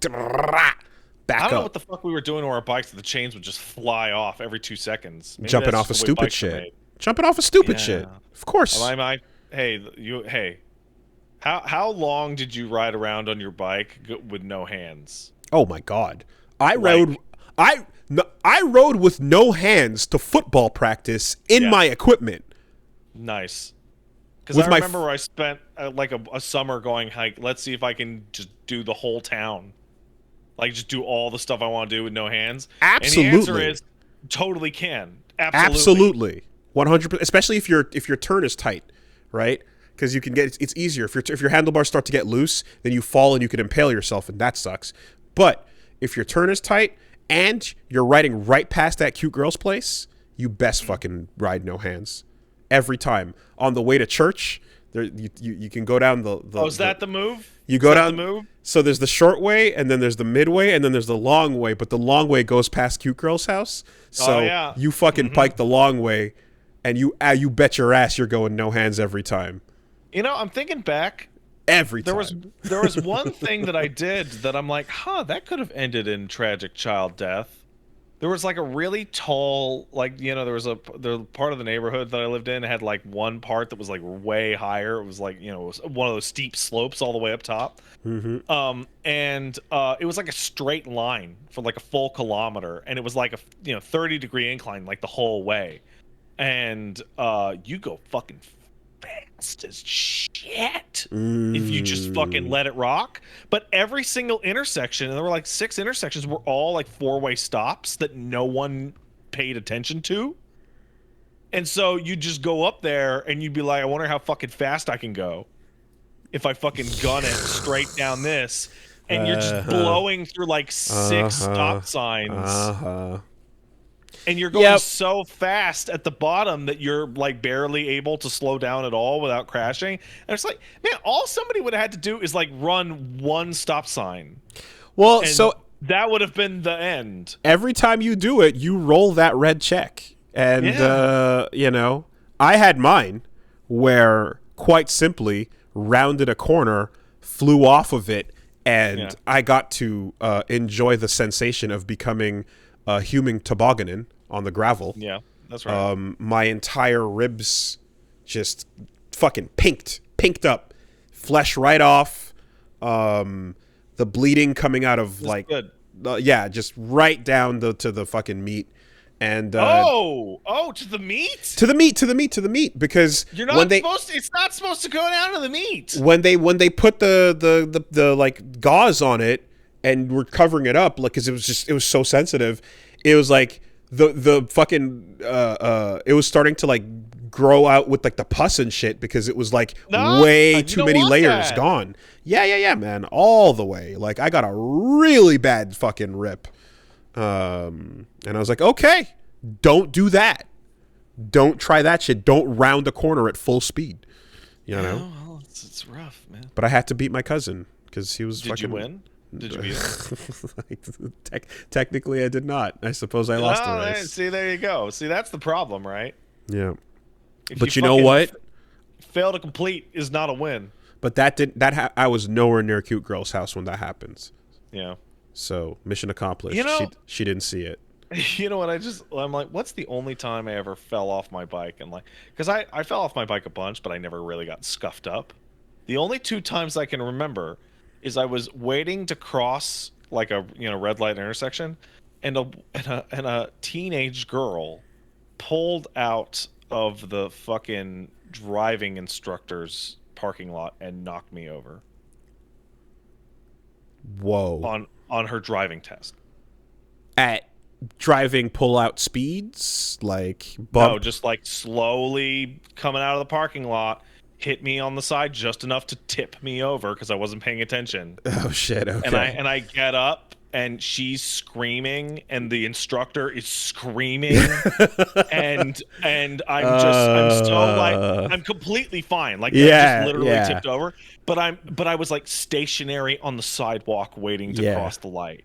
And I'm like like their anxiety is so high that despite I'm meeting fine, I'm like don't know what to do. And I go, I'm fine. And then I like got on my bike and like ran away because I was like, I know I'm in trouble. Time for her to that's when you get out of the car and just walk to the bus stop. Like just get out and hit the bus stop, pull out your pass, it's done. But the other one was I was kind of close to my house and like I took I just turned, on gravel. If you're biking on gravel, sometimes you go to turn and the traction is nothing. It just decides to tell you to go fuck yourself. You have no tractions. Absolutely. So I crash, right? And two bicycle cops roll over and go, "Hey, are you okay?" And I go, "Yeah, I'm fine." And then they look at my bike and go, "Hey, you don't have the sticker for your registration for your bike." And they gave me a fucking ticket. Oh, god damn it. They gave me a ticket, and I'm like, I didn't even know you had to have these. And they're like, yeah, well, you do. Yeah. And I'm like, Jesus fucking Christ. That's just being a dick. That's just like, hey, fuck this like kid. My legs are like scraped up. And I'm like, ow. Like, fuck off. You're bicycle cops in the suburbs. Quota to fill. Like there's nothing for you to do. Well, there's one thing for them to do, evidently. Fucking assholes. I love the part where I remember we did our registration and my brother's bike got fucking stolen anyway. Like it's just like, cool, thanks. If we ever happen across it, we'll let you know, but not like they're gonna fucking spray and cover that shit up anyways, Or you know what? Because the cops don't check the actual registration numbers. They would just look at the kid with the stolen bike and go, "Oh, cool, they got their sticker. That one's good." Yeah. Well, anyways, and that's why Natsu-mon is a great idea. Yeah. For exactly these reasons. Yeah. Fantastic concept for a video game. Very good concept. Let's take some letters. Hey, if you want to send in a letter about whatever, go ahead and send it to castlesuperbeastmail@gmail.com. That's castlesuperbeastmail@gmail.com.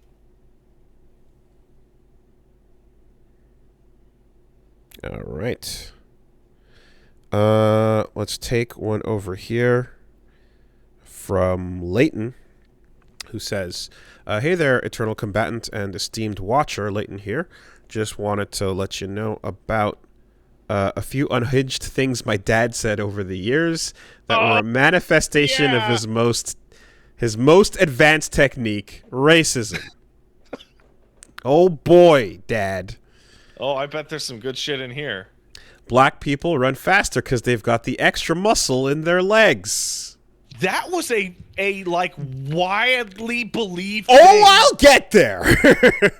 The same muscle makes black folks worse at swimming. The reason being why their bodies are denser and more likely to sink. And white people actually are from another planet. That's an explanation. Whoa! What? That's an explanation that solves multiple racist or wild beliefs like aliens, i.e. white people, building pyramids, or white people being superior, more advanced, etc. Okay, that escalated extremely, extremely quickly. That is a bit of a jump on You've probably heard most of them, but I don't want to go into Discovery Channel Ancient Aliens and shit. Yeah, okay. So, have you seen advanced racism techniques? First of all, you're talking about the Jimmy the Greek, right? The classic Jimmy the Greek, a sports announcer back in the day who talked about how the black athletes have the extra thigh muscle. It's high up in the calf, you see. And which fibers, man. And that's why they were and especially when the black buck was bred with the female slaves and they created the genetically superior athlete. It's all about that extra muscle. And that was the end of Jimmy the Greek's career, if I remember correctly. Even back then, somehow that just like extrapolated time a million outwards. Even back then, yeah, that. I think my fucking gym teacher told me that. Okay. So here's the thing, and for anyone who's like, wait a minute, I thought I heard about, and it's like, yeah, or anyone that hits with the actually, right? There is a thing that's called ACTN3 that exists, and in anyone who's a high performing athlete, a lot of people tend to that are like explosive sport athletes in particular have this thing. And super athletes are genetic freaks. That's a known quantity. Super athletes of all races have this, and Michael Phelps has some kind of muscle disease that makes him a superhuman. And you can measure that in all groups and see like who has it and in what amounts and whatnot. And there's like a whole thing where they're like, oh, if you look at like super athletes, like 80% of like white super athletes have it, and like 90% of black super athletes have it, or something to that effect. But it's like literally across the fucking globe. That is just a thing. So if anyone is pulling that gym teacher shit, you got that. But there are no extra thigh muscles running up the leg, allowing for hyperbionic jumps and shit. Do you not have an extra whole muscle? Is it next to your IT band or what?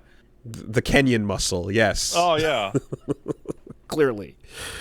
Oh, Jesus Christ. Was your gym teacher Calvin Candy? Yeah. All right. Anyways.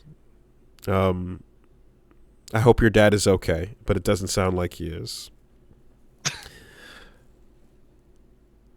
Okay, let's take one over here. White people are from space. What? Is that a Mormon thing? That is a Mormon thing. I mean, it is. If you really need a distinguishing factor and you can't find any in the evidence you're looking at, you gotta take some leaps and then just follow them up, right? Yeah. Sometimes you leap and then you look afterwards. Ready, fire, aim.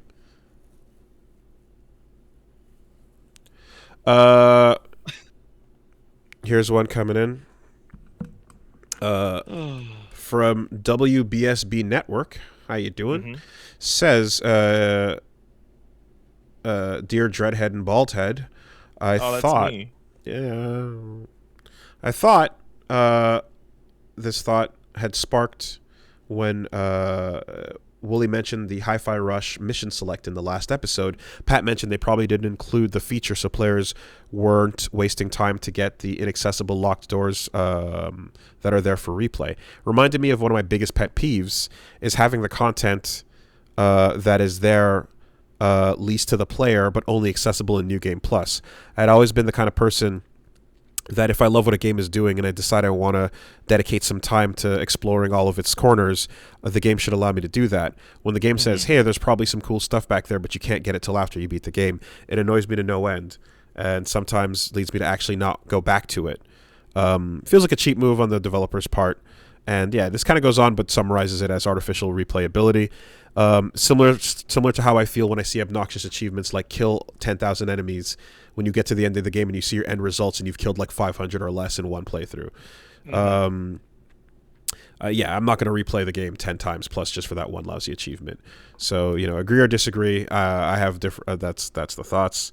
The Hi-Fi Rush stuff is excellent. There's tons and tons and tons of new stuff. So for replay. I think for me, it's it depends on what kind of content is behind the New Game Plus. If it's something that's as simple as like a an Alfheim challenge room or something to that effect, then it's like, well, that could be done in the middle of it. I don't see why not. If it's something that is like implemented in a substantial way that like adds value to like the progression. So for example, classic Yoko Taro New Game Pluses.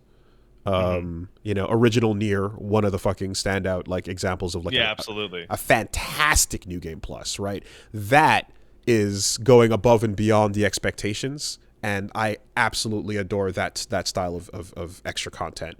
Furthermore, if you go for it in a like intended full narrative context, you also go with the 999, I believe Uchikoshi style or whatever. So like the subsequent playthroughs are more than just subsequent playthroughs, right? But those are the best possible versions of that. If it's stuff that is kind of more just sort of like loose end challenge, then I'd rather be able to experience it right away. If the challenges are at the same time kind of meant to be like combine all your end game skills and put them to the test here, then I guess that's more of an expected like, okay, you're coming back with a completely different kit or so on. But yeah, in general, I prefer as well the ability to, that's how this conversation came out, is like I prefer the ability to hit a level select at the end. Like gated off content doesn't bug me as much in this context as not being able to just replay the level, period.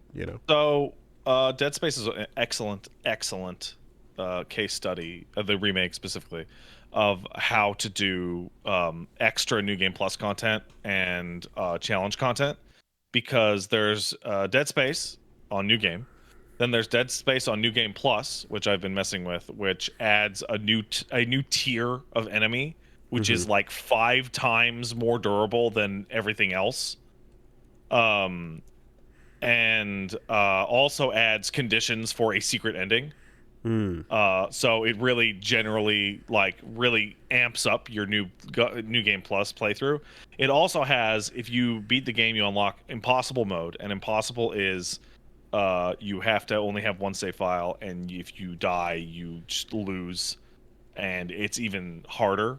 But upon beating that, you get a foam finger super weapon and the burnished suit, which is like a red visor, like silver suit. And Impossible, like the New Game Plus stuff is great just for replay because you just keep it rolling. And Impossible mode is there as the game's like ultimate challenge and kind of Iron Man mode. And the argument for unlocking the super weapon after doing the hardest thing in the game is, well, what do I even need that for?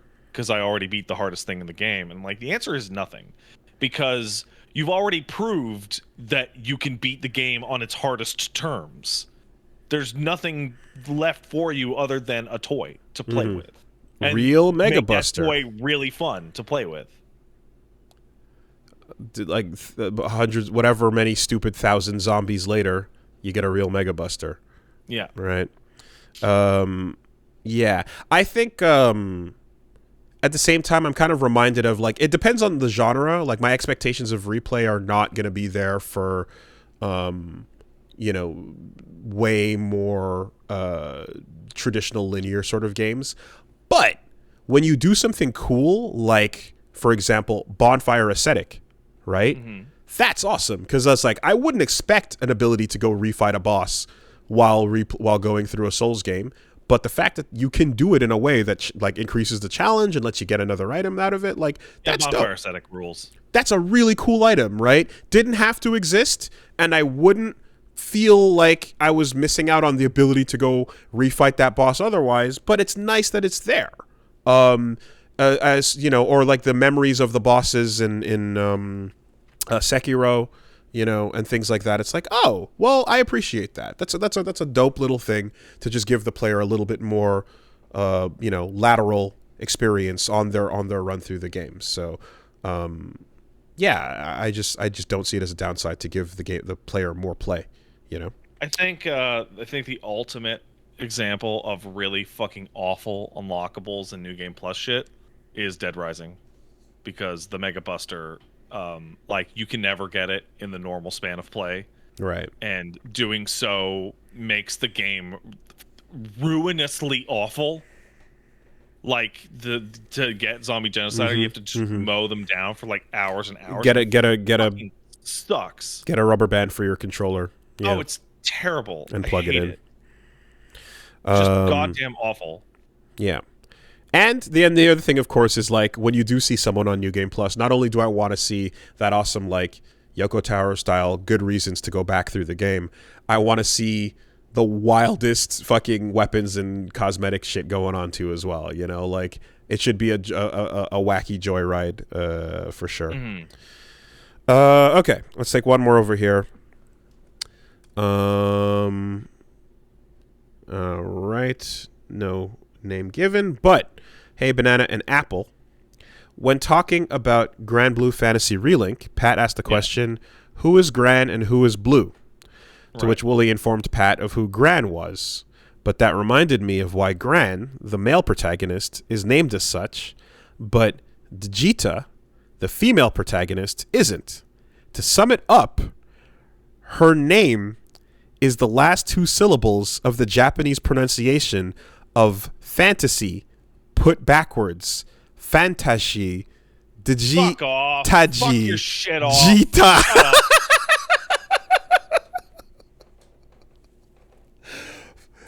Guran Buru Fantaji Jita Fan. Fuck all your shit off. This is stupid. Fuck it. I hate it. I can't believe, like, this makes Altria sound like the sanest shit in the world. Oh, yeah, no. Altria's fucking worse. Oh, my God, man. Terrible. Is that really why her name is Jita? That's insane. That's wild. Sure is. Sure. Gran and Tassie. Oh, dear God. Terrible. Like, if it was pronounced correctly, it would be Sita. Yeah. They have to be stopped. Fantasy. This Sita. fucking pun shit. is out of control. Fantasy. I hate it.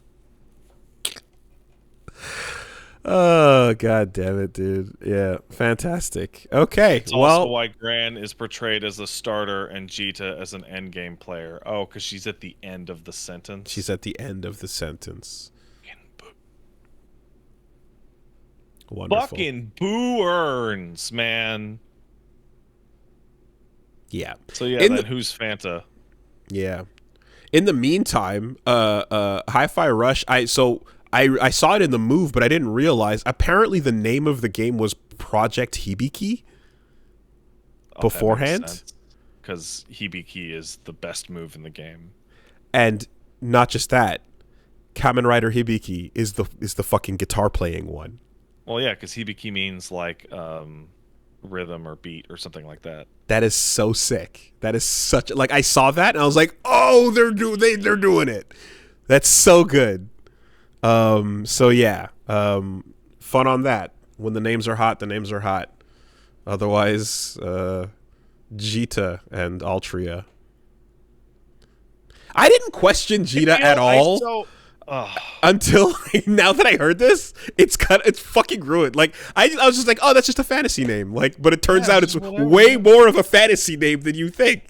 Yeah, it's just a fucking stupid, awful thing. It's a fantasy name. All right. Okay. I resent Jita now, though she seems cool, but still, ugh. Yeah. Time to. Is that it for letters? It sure is. Time to create a character named Stoby. And Stoby is, of course, the ending syllables of Kasuru Super Bisto. Fucking go to hell.